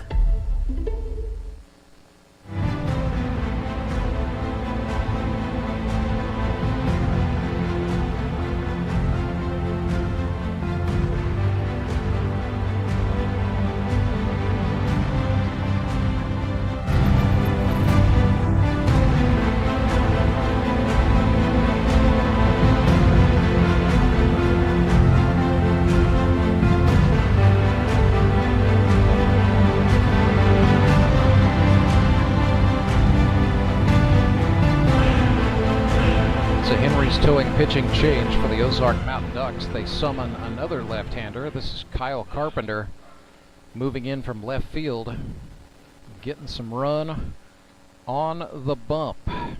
Try to figure how that affects realignment, but first I'll tell you, Kyle Carpenter really impressed as a pitcher for the Nixa Suckers his rookie year in 2021. 39 and a third innings. He allowed 16 runs on 41 hits, struck out 26 and walked just 7. It was a 3.66 ERA for Carpenter. Used a little more sparingly on the bump for the Republic Locos in 2022. And so far for the Mountain Ducks, he's pitched 3 2/3 innings, allowing 3 earned runs on 3 hits, 5 walks. So Kyle will look to get that under control, and 1 strikeout to his credit.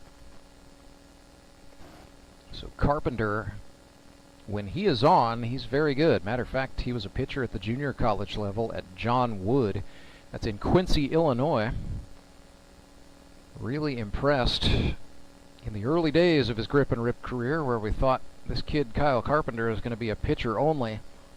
What he has proven to us since then is that he is a much more complete baseball player. And his attitude about, different styles of management and different ideas about where he plugs in has been very good all along. Kyle Carpenter shows up every week and says, hey, I just want to play, I don't care. Adam Barton digs in to face Kyle Carpenter. Threw that one outside, ball 1. So it will be Barton leading off an inning for the 3rd time tonight.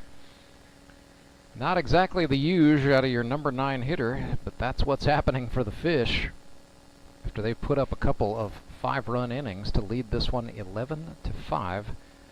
Bottom of the 5th. This game 1 hour 37 minutes old as it stands. Ryan Cram, answer to my out loud question a minute ago. Right-hander getting loose for Nixa. We expect him to come on in the top of the 6th.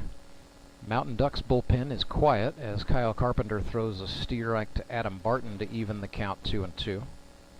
Barton 2 for 2 tonight. Surging at the right time. Watched that one run in, and that loads the count. So Adam Barton, the bluegrass fiddle player in his spare time, is now 5 for 11. Yes, really. 3-2 payoff. Fastball in. Barton took an inside-out swing, fouled it off. He'll stay in the hunt. Definitely good attack from Kyle Carpenter. But Adam Barton was able to spoil it.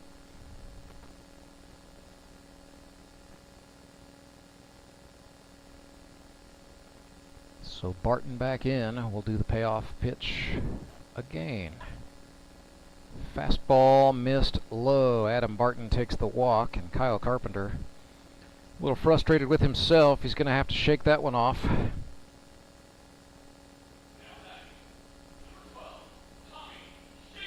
He's going to bring up Tommy Schaefer for the Suckers.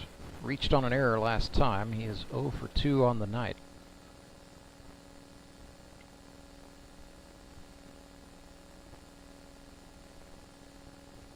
Whoa, that was run in. Tommy Schaefer, a GIS technician at Trek, is Monday through Friday. That means as he goes around, works on the mapping software in the field as utilities map their systems. Talking about water and sewer lines predominantly. Tommy Schaefer, the guy who goes out and makes sure those lines are where they are supposed to be. Marks them off on a GIS map so that water and sewer system operators are able to make sure your faucets and fixtures work as they are designed to do. 2-0 pitch. Schaefer sprays this one to the shortstop Henson. He's up with it. Throw across in time. It does move the runner Barton up to second base. He was quick as Schaefer sort of rolled over it. Sounded like he might have broken the bat. If the bat's not broken, it's at least unhappy, I can promise you. Here's Hayden Gibson, 1 for 3 with an RBI double, though he did strike out last time. Slider for a strike. Kyle Carpenter's got a fastball, a slider, and a change.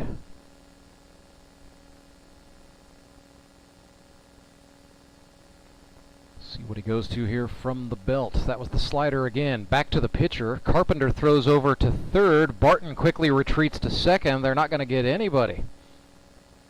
So Hayden Gibson reaches on a fielder's choice. Nonetheless, Mountain Ducks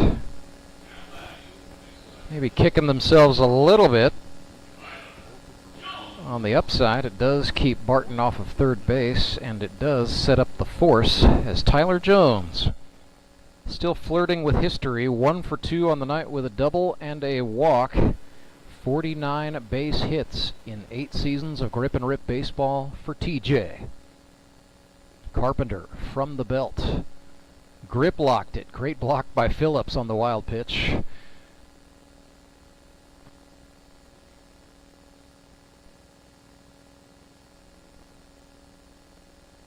Carpenter back to the rubber. Little scare, but ultimately no harm done. 1-0 pitch for Tyler Jones. Fastball outside. I don't know that Kyle Carpenter knows the situation exactly, but he does know that Tyler Jones is a dangerous hitter. So he's being particular. Trying to get Jones to chase. A couple of times he did not. Here's the 2-0 pitch. Inside they go with a slider that's up the gut. Henson with it for 1. It's a double play for the Mountain Ducks. 6-3. And the Tyler Jones dance with destiny will have to wait for another inning. But a nice play by Skylar Henson from the Mountain Ducks, turning out that double play. 11-5 is the score. Nixa has the lead. We will go to the 6th inning.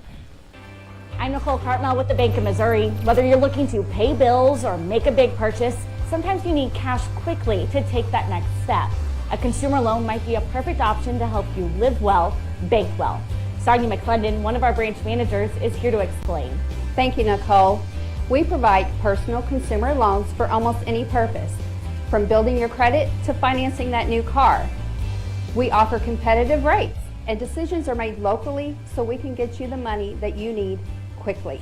But what makes our consumer loans unique is that personal touch. For example, I recently worked with a customer to secure a loan for a horse trailer. He could have went elsewhere, but he chose to work with his bank because of that personal relationship that we've built with him. Being able to work with your personal banker that you know and trust makes a big difference.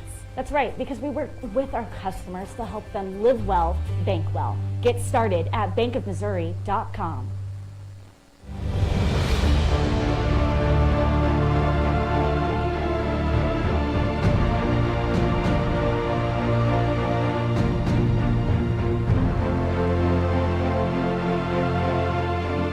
Pitcher for the Nixa Suckers, Ryan Cram, called upon after starter Josh Engler hits the limit for the Fish.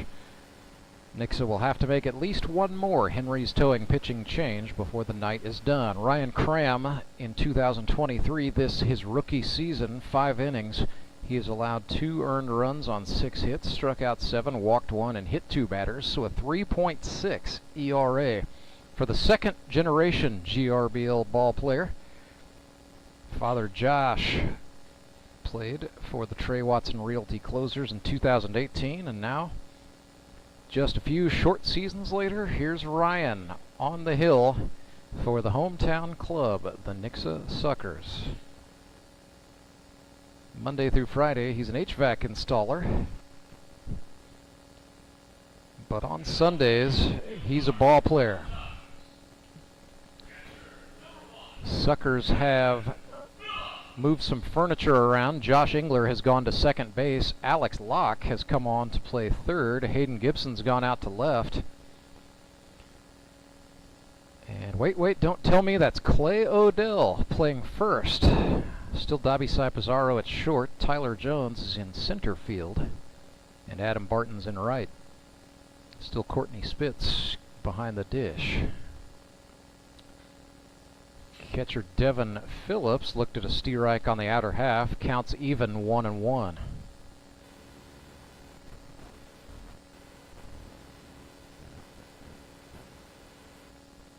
Cram bent that one down, brings us to 2-1.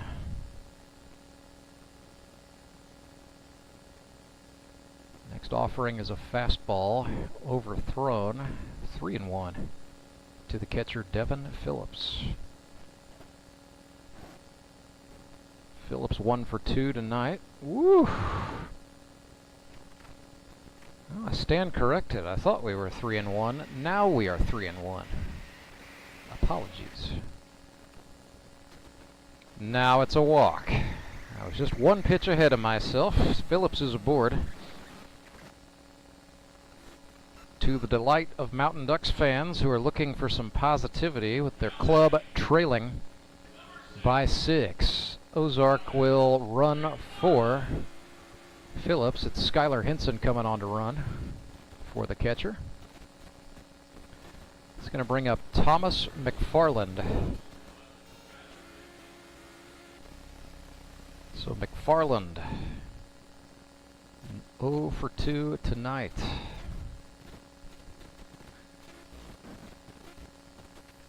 Gotta mention, got great walk-up music. Comes up to the former theme song of the great WWE superstar Edge.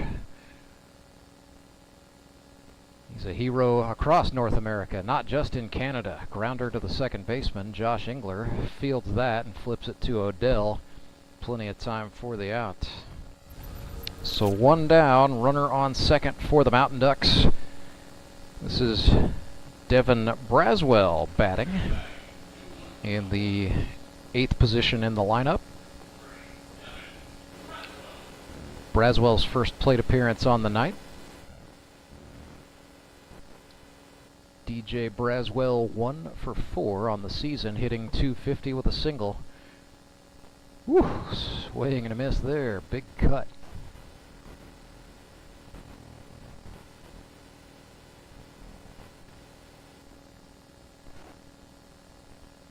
0-1. Ryan Cram missed outside to the lefty.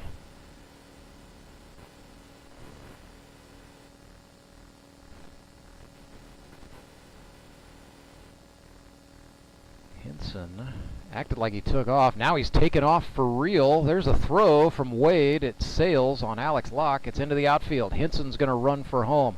They set up the play at the plate, and the tag is down. Ben Wade atoning for the mistake with a big help from Hayden Gibson in left field. Gunned him down and then did some sort of posturing afterwards. I'm a little light on my knowledge of Japanese anime, but I think that's what that was from. Austin Kendrick's going to go talk to the runner, or talk to the umpire rather. Mountain Ducks manager arguing his case, trying to litigate his way into a run. They're wanting interference, saying Wade was blocking the base path.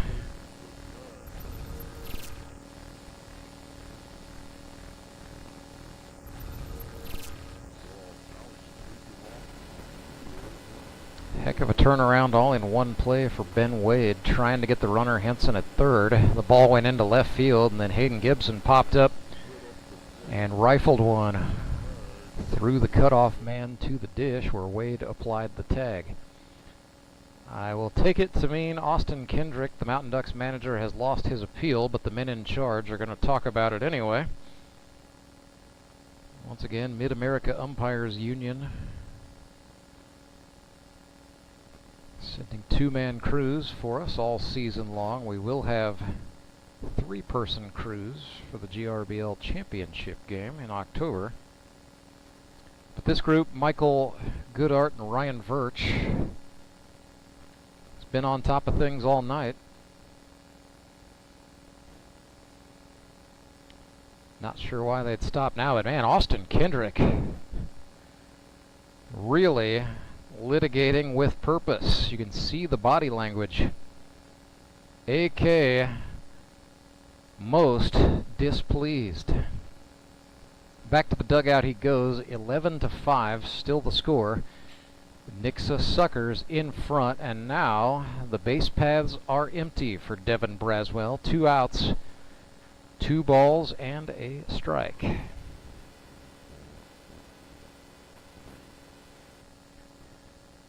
Cram kicks and delivers. That is ball 3 outside.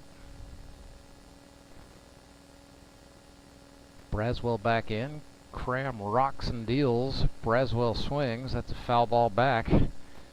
Counts full. 2 outs, 3 balls, 2 strikes. Ryan Cram. Rocker step. Kicks and deals up the gut. This is hit up the gut to Pizarro, the shortstop. Fires to Odell in time for the 6-3 putout. So Braswell goes down, and down go the Mountain Ducks. Nixa 11, Ozark 5 to the bottom of the 6th we go. This is Grip and Rip Baseball live and free on YouTube. Coverage of the Grip and Rip League sponsored by Central Bank of the Ozarks, Central Bank Company. Strong roots, endless possibilities. Redline Athletics is the Ozarks' #1 youth sports performance training center. Redline uses the latest in technology, equipment, and techniques to help kids ages 8 to 18 prepare for competition in all sports, with our #1 goal to make them a better athlete first. Redline Athletics now offers team training. Bring your full squad in for workouts with our professional staff and boost their speed, strength, agility, and skills. Train like a pro at Redline Athletics, located in Southeast Springfield, just off James River Freeway in South Glenstone. You know the meaning of dedication. The early mornings and the late nights spent pursuing your dream. The commitment and passion to turn those dreams into reality. That spirit of dedication is why Central Bank is always there, working behind the scenes, helping you navigate those twists and turns in your journey with solutions that are tailored to meet your business needs. Central Bank. We do business better.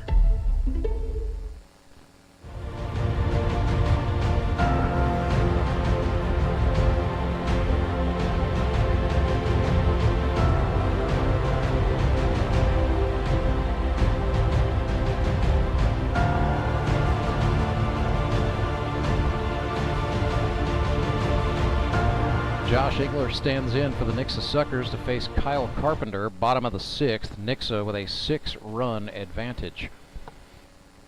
11-5 is the score. Big Josh tonight, 1 for 3, 2 RBIs, and a strikeout. Bloops this one to third. Edwards with it. He'll make the throw over to first in time for the out.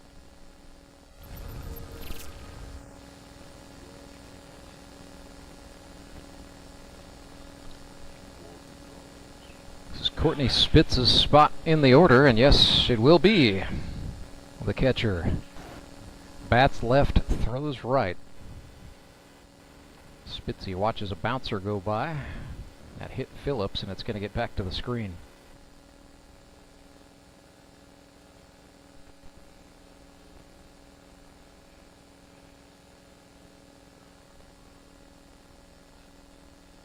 "35 hits and counting in the GRBL career of Courtney Spitz, who swings and grounds this one into his own dugout. Nice job by Ben Wade in the on-deck circle. Nothing but a batting glove on his right throwing hand, and he snagged that one on the second hop. Here's the 1-1 from Carpenter. This is chopped to the first baseman. Kendrick is going to have to hurry, but he beats his managerial counterpart to the bag. Second out recorded for the Mountain Ducks. And that was just a bit of a good, friendly rivalry between pals, Austin Kendrick and Courtney Spitz.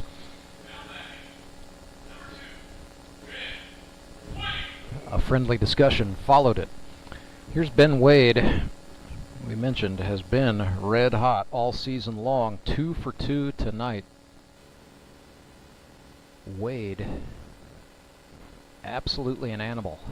12 for 21 on the season.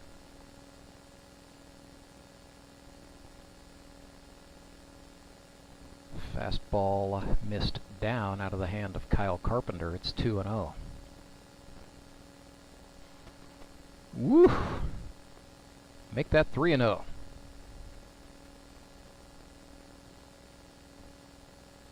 Two gone in the bottom of the 6th. Wade stands in. Carpenter took something off. That ball did not make it the full 60 feet 6 inches. Wade draws the walk. Second time tonight he's been given the free pass. I appreciate being careful with a red-hot hitter, but that was a little too much nibbling. Here's Davisai Pizarro. 1 for 2 this evening. Also a sacrifice fly. He has batted in 2 of Nixa's 11 runs. Foul ball. Well out of play.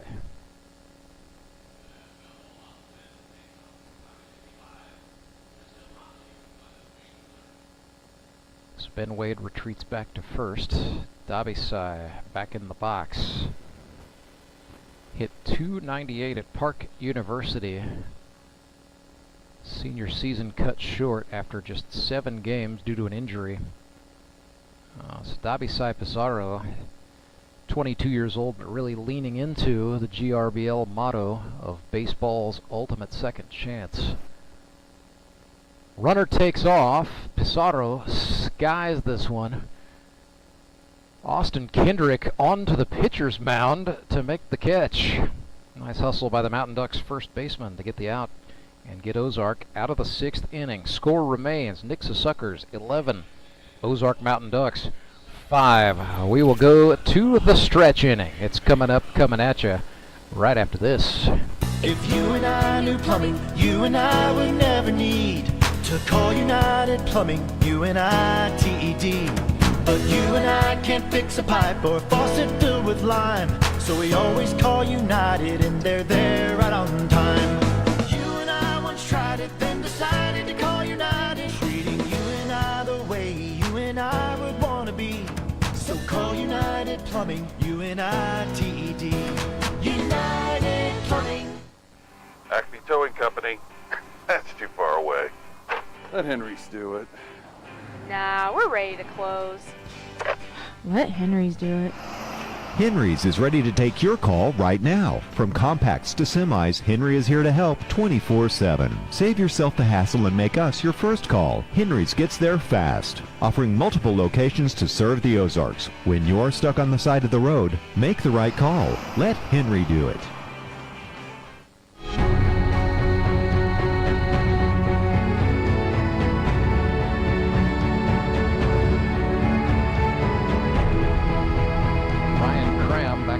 For Nixa, Ben Wade goes behind the plate for another inning of work, so Courtney Spitz giving himself a little bit of a rest with a 6-run advantage for his Nixa Suckers.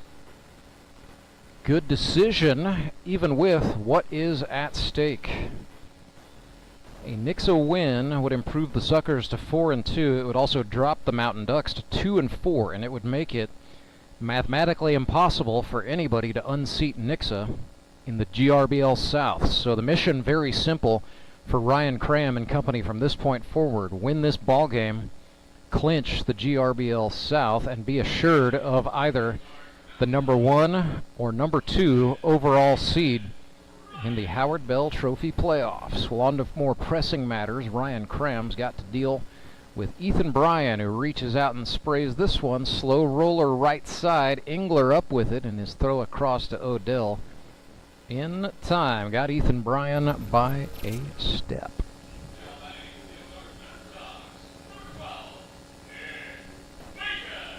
It's going to bring up Nick Bacon, walking up to the old school Batman theme. The owner of two full-scale Batman suits. He used to have 5. He had to liquidate a few. That came after he and his wife Taylor welcomed their second daughter, Nora. Always a sad day when you have to sell your Batman suit, am I right? Nothing in 1 to Bacon. Cram attacked with a slider high. It's 1-1. And they've got another one on the way, as a matter of fact, so congratulations, Nick and Taylor. They'll welcome Bacon strip number 3 in the springtime. And it's as though the Bat knew I was singing his praises. He's got 2 bat suits, and he's got a base hit. Loops that one into center field. And Nicholas Bacon, a speedy runner, is aboard for the Mountain Ducks leadoff man, Zach Ralph.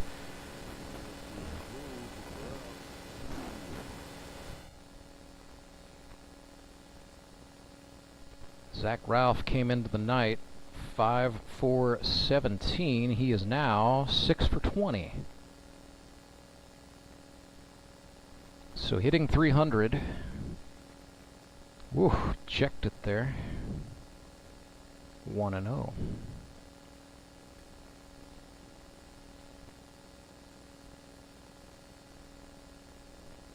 Cram from the belt. That's a wild pitch, and that will send Nick Bacon into scoring position. So a duck on the pond. Big opportunity for Zach Ralph, the IT worker at a telecommunications firm in Springfield.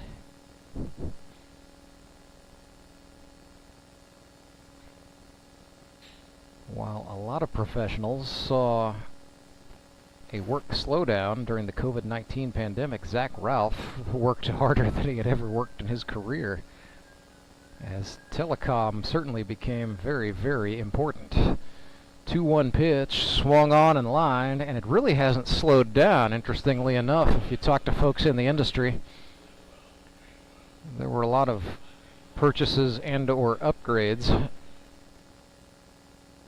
during the pandemic, but as new generations of tech have emerged, it's been non-stop. Here's the 2-2, swung on and golfed up the middle. 2 hops to Pizarro. His throw to Odell is in time.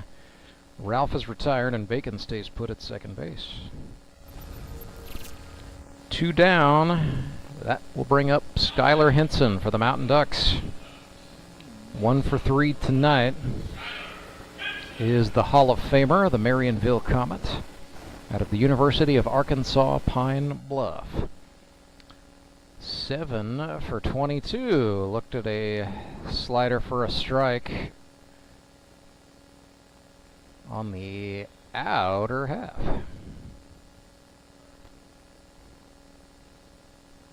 Nothing in 1, swung on, make it nothing in 2 as Hinson fouled that one away.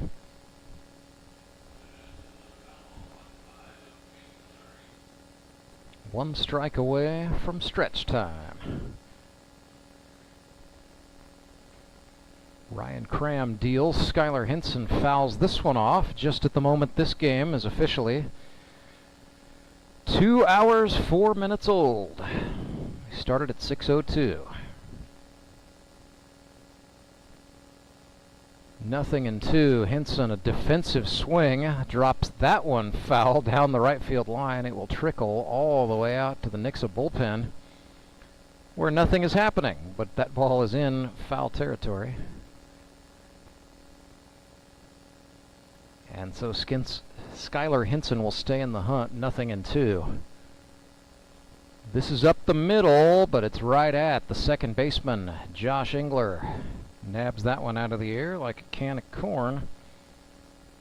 And down go the Mountain Ducks. It is the 7th inning stretch, sponsored by Sumit's Hot Yoga. 11-5, Suckers lead the Mountain Ducks. At Sumit's Hot Yoga, you are going to feel awesome.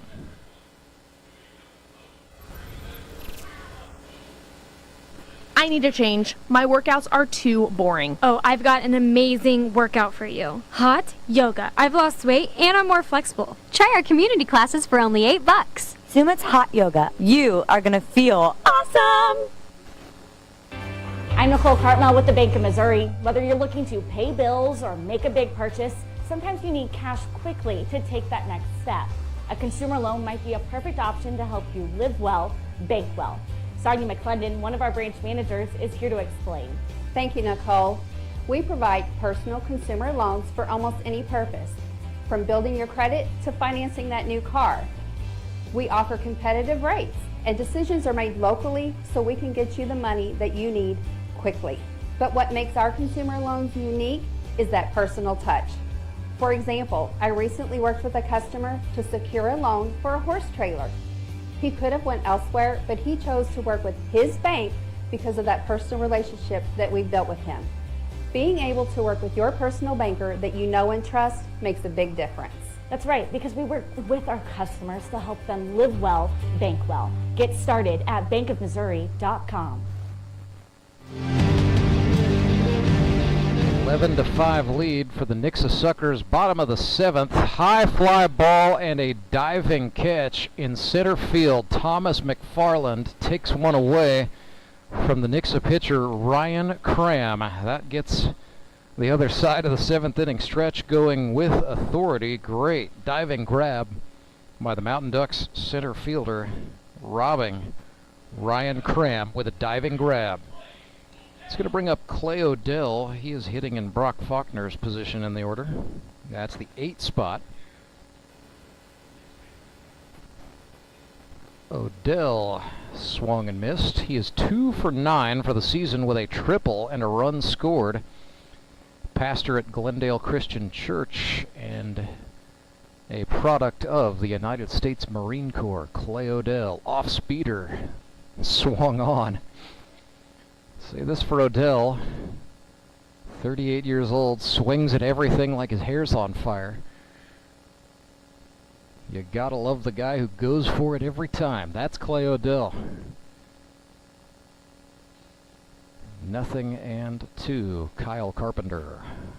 Rocks and fires, that's outside.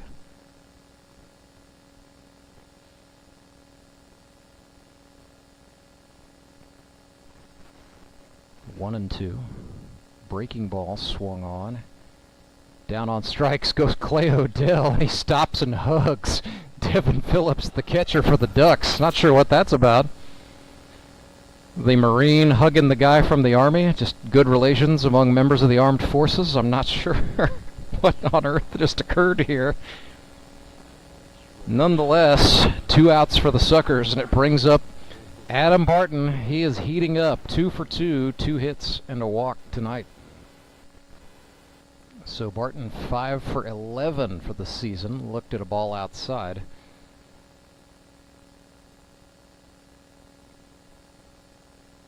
Manages about 70 acres of land in Springfield. It's part of a native prairie restoration project. Works for Watershed Committee of the Ozarks as an ecologist. He's ahead here 3-0. Suckers have a righty in the bullpen. Courtney Spitz. Courtney Spitz, 3-1. Carpenter's pitch to Barton. Ran him in. Swing and a miss. Count is full. Carpenter going back. Get a little rosin on his fingertips before the payoff. Kicks and deals. Barton chops one to the third baseman, David Edwards. Took a moment to secure it in the glove and got the throw across to Austin Kendrick in time. So 3 up, 3 down for Kyle Carpenter. That will be his third and final inning of work. It happened in the 7th. Although I guess the Mountain Ducks could put the 3+ designation on Carpenter.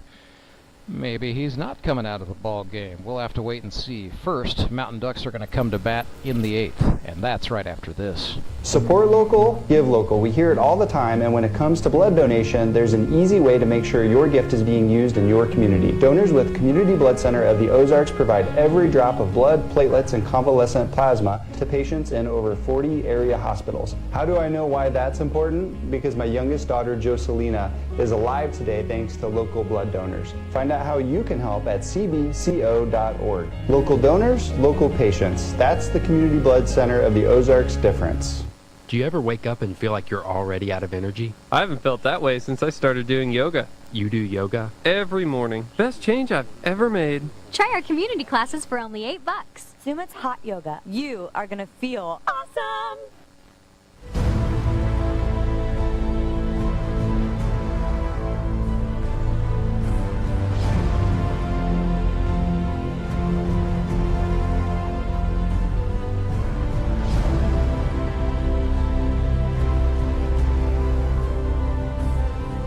So Ryan Cram back to work for Nixa. It would be a third and final inning of work for him here in the top of the 8th. A couple of scoreless innings for him. He's faced one above the minimum,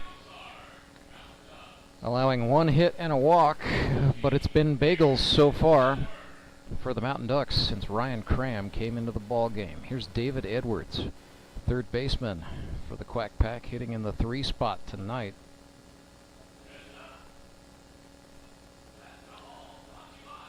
Edwards this evening 2 for 2, a single, an RBI double, a walk. Trying to start a party here in the 8th. Ducks down by 6. If ever there was time for heroics, it is the time. Nothing in 1, ran him way in. Edwards got out of the way.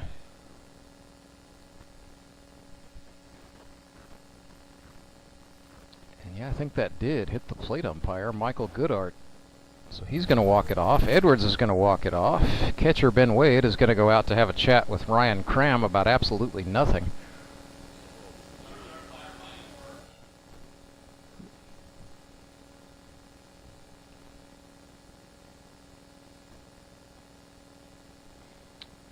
So here we go, action ready to resume. Wade heading back to the dish. Looks like Mike Goodart is all right. We'll do a 1-1 to David Edwards. Breaking ball. No, that's high.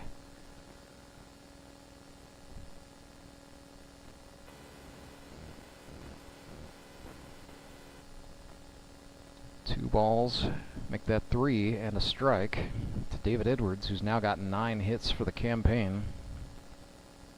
Had 12 a season ago with the Showman. He's going to have at least 2 more ball games with Ozark before 2023 is all said and done. As he draws the walk there, this has been undoubtedly another season of steady production by David Edwards. Austin Kendrick's been productive tonight, 3 for 3. He's batted in a couple of runs. As the outcast is faded out, AK steps in. Cram from the belt, that's outside. So AK is now 5 for 11.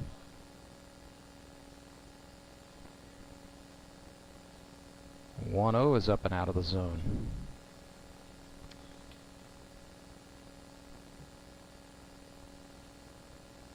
There's a check throw. Clay Odell got the tag onto David Edwards, just not in time.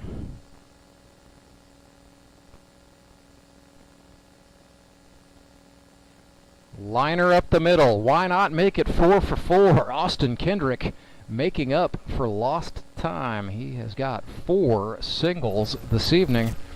Mountain Ducks are going to need more than that, but the 8th inning off to a nice start. A walk to Edwards, a hit by Kendrick. And now Ozark calls on Kyle Carpenter. He will try to keep it going.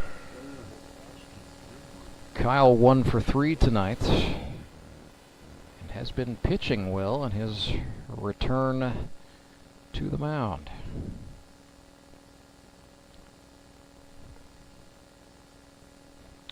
Five for 16, Kyle Carpenter. Had an off-season career move, went to work for Cintas in Springfield. This is chopped up the middle. Engler with it. His play is at first. And the throw in time. Half a step. Carpenter is retired. He does move the runners over for the Mountain Ducks, who've got 1 out on the board, 2 men in scoring position. And the catcher, Devin Phillips. So Phillips, 7 for 18. 1 for 3 tonight.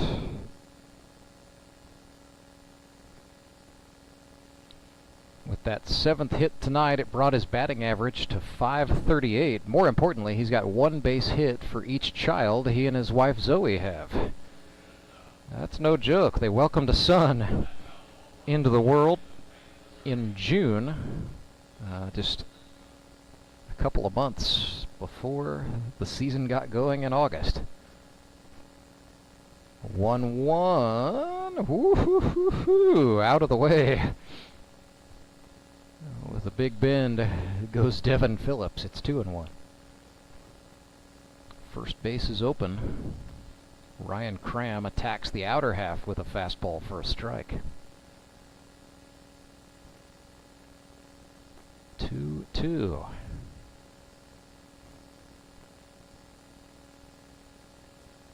Up the middle it goes. Base hit number 8 for Phillips is going to score David Edwards. And the Mountain Ducks have cut the deficit to 5, 11-6. The score still in favor of the Suckers. But that is now 3 RBIs for Devin Phillips tonight as he sends one into center field. First Mountain Ducks batter to touch Ryan Cram tonight for a ribby.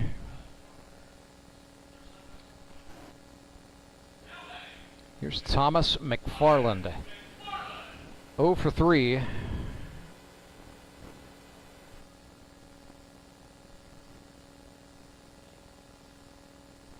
Fastball out, ball 1.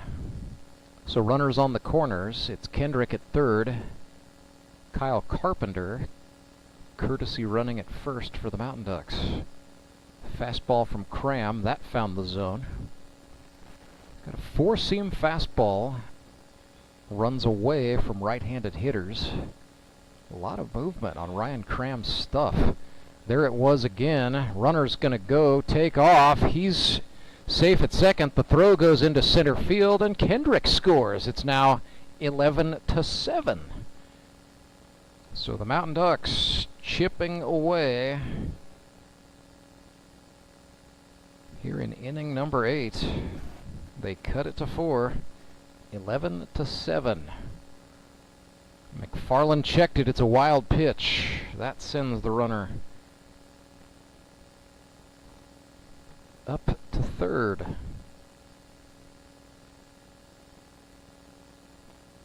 It's now 2-2. 1 out. Big opportunity for McFarland. Suckers infielders crowding in a touch. Locke and Odell guarding lines on the corners. McFarland goes down looking. And that'll bring up Devin Braswell. Grounded out to short his first time. Bats here with a runner at third and 2 out. Steerike thrown from Ryan Cram.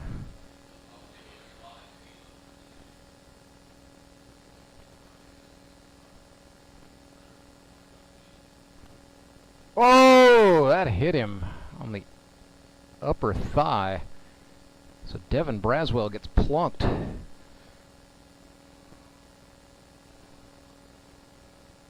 Four-seam fastball had a little too much run. Braswell, that's going to leave a mark in the morning. But more pressingly, he is on for Ethan Bryan.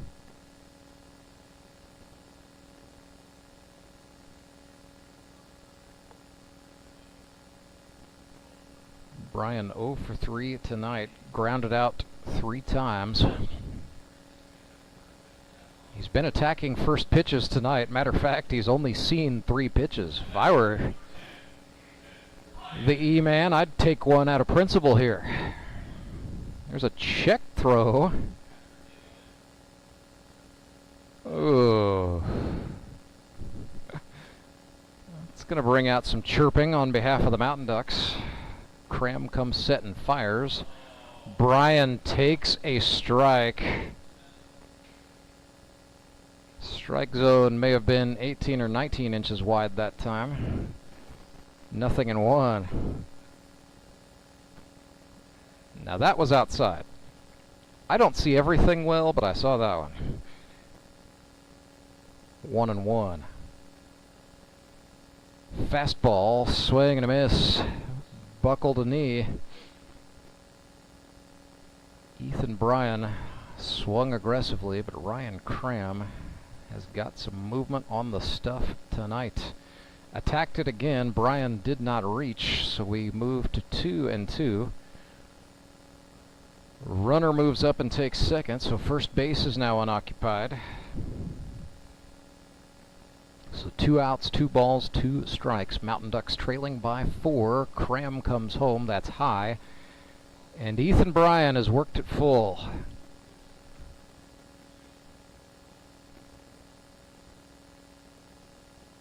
Fastball, rung him up, looking. Ryan Cram gave up a couple of runs, but that will end his outing with a strikeout. Suckers are going to have to go to somebody else on the mound in the 9th. Mountain Ducks, meanwhile, have got a decision to make. We'll tell you about it after this. Redline Athletics is the Ozarks' #1 youth sports performance training center. Redline uses the latest in technology, equipment, and techniques to help kids ages 8 to 18 prepare for competition in all sports, with our #1 goal to make them a better athlete first. Redline Athletics now offers team training. Bring your full squad in for workouts with our professional staff and boost their speed, strength, agility, and skills. Train like a pro at Redline Athletics, located in Southeast Springfield, just off James River Freeway in South Glenstone. You know the meaning of dedication. The early mornings and the late nights spent pursuing your dream. The commitment and passion to turn those dreams into reality. That spirit of dedication is why Central Bank is always there, working behind the scenes, helping you navigate those twists and turns in your journey with solutions that are tailored to meet your business needs. Central Bank. We do business better. Rance Burger back with you live at U.S. Baseball Park, your home of the Grip and Rip Baseball League. Earlier today, it was the Moon City Mavericks prevailing over the Springfield Metropolitans. 13-5, the final score in that one. Republic Locos got a 6-3 victory over the Branson Showmen, setting them up in first place in the GRBL North. 4 wins against 2 defeats. Right now it is 11-7. Nixa Suckers holding a lead over the Ozark Mountain Ducks. Nixa comes to bat in the bottom of the 8th. New pitcher on for the Ozark Mountain Ducks. It is Skylar Hinson, the league's all-time leader in innings pitched. Right-handed side armor from Marionville, Missouri. 9 2/3 innings pitched for Skylar Hinson in 2023. He's allowed 10 earned runs on 4 hits, 11 strikeouts, and 7 walks. Alex Locke pinch hits. We've seen him on the field as a defensive replacement, but this is his first plate appearance of the night, hitting in the stead of Tommy Schaefer. Locke has worked it back 1-1 to get us started here in the bottom of the 8th. Hinson ran a slider on the outer half. He will work quickly. He will throw a combination of sliders and fastballs. That's the way he works. 186 strikeouts and counting in the career of Skylar Hinson. Make it 187. Number 2 all-time in the GRBL career strikeout category, behind only Andy Galley. Hayden Gibson comes to the dish. Rifled a runner out at the plate from left field earlier in this game.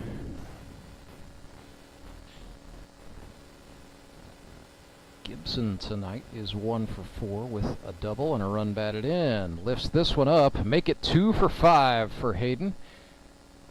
Works for Sweep Right Chimney out of Little Rock, Arkansas.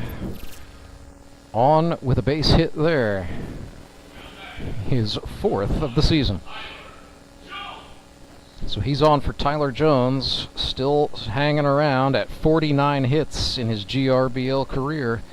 Got an RBI single back in the 3rd, and has been dancing with destiny ever since. 7 hits this season for TJ, looked at 1 outside.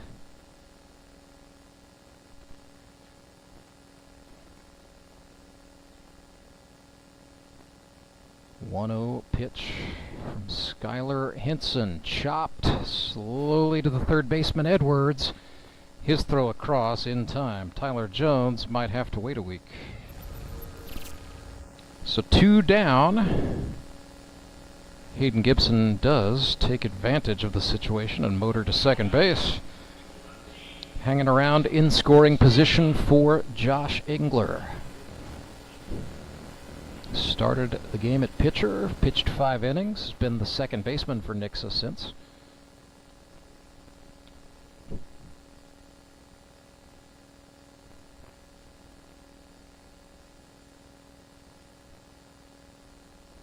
Hinson threw him a strike. Engler 1 for 4 with a 2 RBI single in a big 5-run 4th inning. Has grounded to the third baseman twice in tonight's game. 1-1 here to the Fuel Man. Swing and a liner foul, right field, and then some. Off the clubhouse.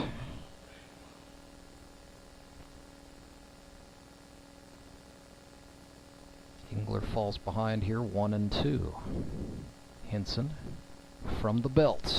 Fastball swung on, grounded foul.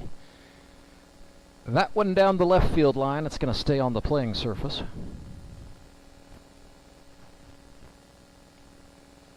Starting to cool off here in Ozark, Missouri. Sun's gone down about an hour ago.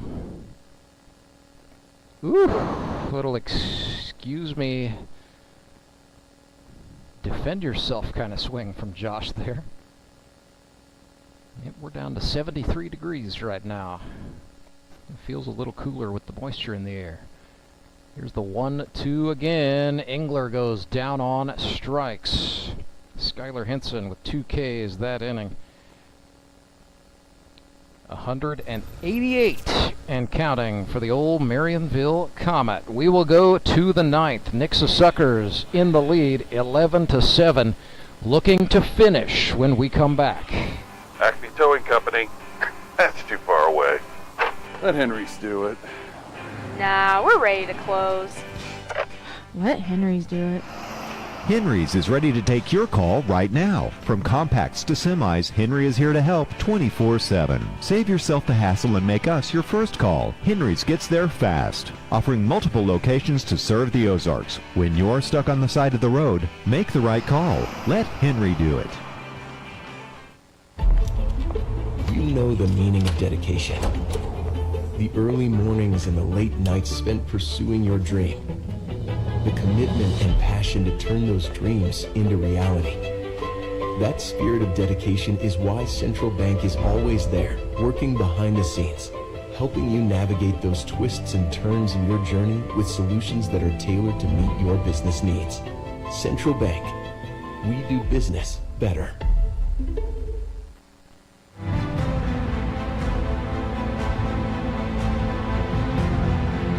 Courtney Spitz has come on, calling his own number to pitch for the Nixa Suckers. It's a Henry's Towing pitching change. 11-7 is the score, so not a save situation for Spitz, at least not for the moment. Courtney in 2021 pitched 5 innings, allowed 3 earned runs on 6 hits, struck out 3 and walked 1. It was a 5.4 ERA. Kept himself off the pitcher's mound throughout the 2022 season. The most he pitched in 1 year was 2019 when he was managing the LivePureSports.com Naturals. Pitched 13 innings that season and carried a 4.85 ERA through all of that. Ozark Mountain Ducks down by 4, down to their last 3 outs. Here's Nick Bacon, 1 for 3, singled last time. Spitz starts him off with the high heat, ball 1. That's the thing about Courtney. He pitches like a catcher, as the veterans like to say. Not a lot of wasted momentum. Everything's coming downhill. Here's a swing and a grounder. Wade will get it. His throw got knocked down as he and Spitz collided as he fired the ball to Clay Odell. Bacon's going to be safe. Nice job by Odell just to hang on to the baseball. It's an infield single for Nick Bacon. Bumps the average. I'm sure he'll take it. And the Mountain Ducks will certainly take it. Nobody out, and Zach Ralph comes to scratch. Ralph sends this one off the pitcher's mound. A favorable carom. Dabisai Pizarro gets 1. Odell can't hang on for 2. Baseball trickling out into right field. Zach Ralph is going to advance to second. And yeah, Nick Bacon was out. Bacon standing at third, refusing to believe Dabisai Pizarro got him. What is occurring?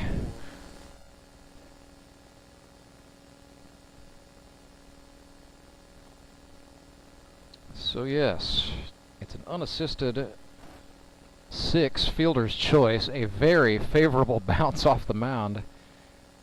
And then an E6 allows Zach Ralph to reach. So he's in scoring position for Skylar Henson. It is 1 out, and the score remains 11-7 in the Suckers' favor. 25 hits tonight between these two clubs. It's been a hit parade, swing and a miss by Henson. Trying to figure out, it's been so long since Courtney Spitz has pitched in a ball game. I forgot what's in the arsenal. Ralph is going to take off for third. Courtney Spitz saw him in time. The throw to Alex Locke. The third baseman got the tag down. Ralph caught stealing.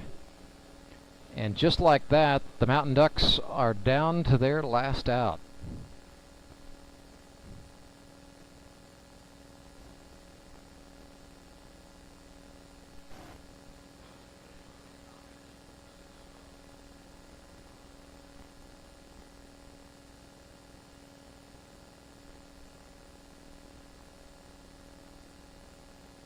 1 and 2. I was looking down at the notes.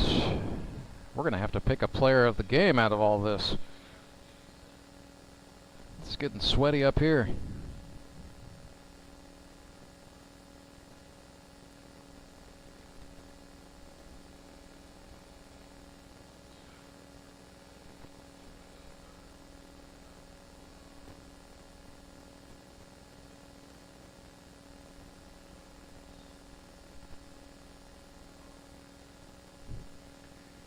Spitz ran a 2-2 inside. The count is now full. Skylar Hinson, pretty good plate vision, gamely battling here. Mountain Ducks down to their last strike. Spitz winds and fires. He sent it low. He walked him. So Skylar Hinson draws the walk. That extends the ball game, and here comes a meaty part of the order. David Edwards, 2 for 2 tonight with an RBI double, an infield single, 2 walks. If he can somehow reach the 4 for 4, Austin Kendrick is waiting in the wings. Mountain Ducks not done yet. Trailing by 4, David Edwards looked at a strike on the inside corner.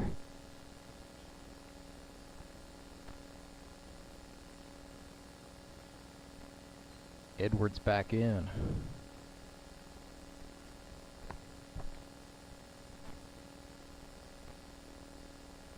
Nothing in 1. Edwards checked it. Doesn't matter. That was a strike. Right over the dish. Edwards steps out, adjusts the glove. I believe he was politely asked to get back in the box. So nothing in 2 with 2 gone. Suckers. Courtney Spitz on the mound, pinching for a division title.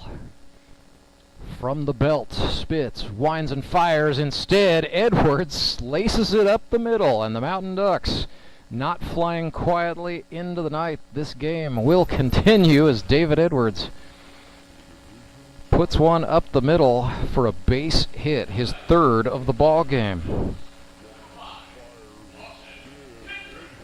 The Suckers were a strike away from grabbing that division title. Instead, here's Austin Kendrick, who is 4 for 4 on the evening, and a potential game-tying run. Kyle Carpenter is standing in the on-deck circle. Spitz keeps this up. He's going to pitch himself into a save situation. 1-0 to Kendrick. Swung on and lifted. Clay Odell settles underneath it, and the Nixa Suckers have won the GRBL South Division. They improve to 4 and 2. They will be guaranteed a first-round bye in the GRBL playoffs. The worst they can do at this point is the number 2 overall seed, but it is for the 6th time in his GRBL career. Courtney Spitz, the Suckers skip, is going to the Grip and Rip Baseball League semifinals. Our Elite Promotions Elite Performer of the game, gotta be the kid, was 2 for 4, started off in center field, ended up with a pair of runs batted in, then came off and pitched 3 crisp innings, allowed 2 earned runs, but we'll give it to him nonetheless on a day where the score sheet was messy. Ryan Cram, your Elite Promotions Elite Performer of the game for the Nixa Suckers. 11-7, the final. The Suckers get it done and clinch. We will recap it all for you, give you a look at the playoff picture, and preview the 7th and final week of the regular season when we return. I'm going to go ahead and update the sheet right now, but I will step aside. We'll come back and talk it over with a couple of victorious Nixa Suckers on the other side of this timeout.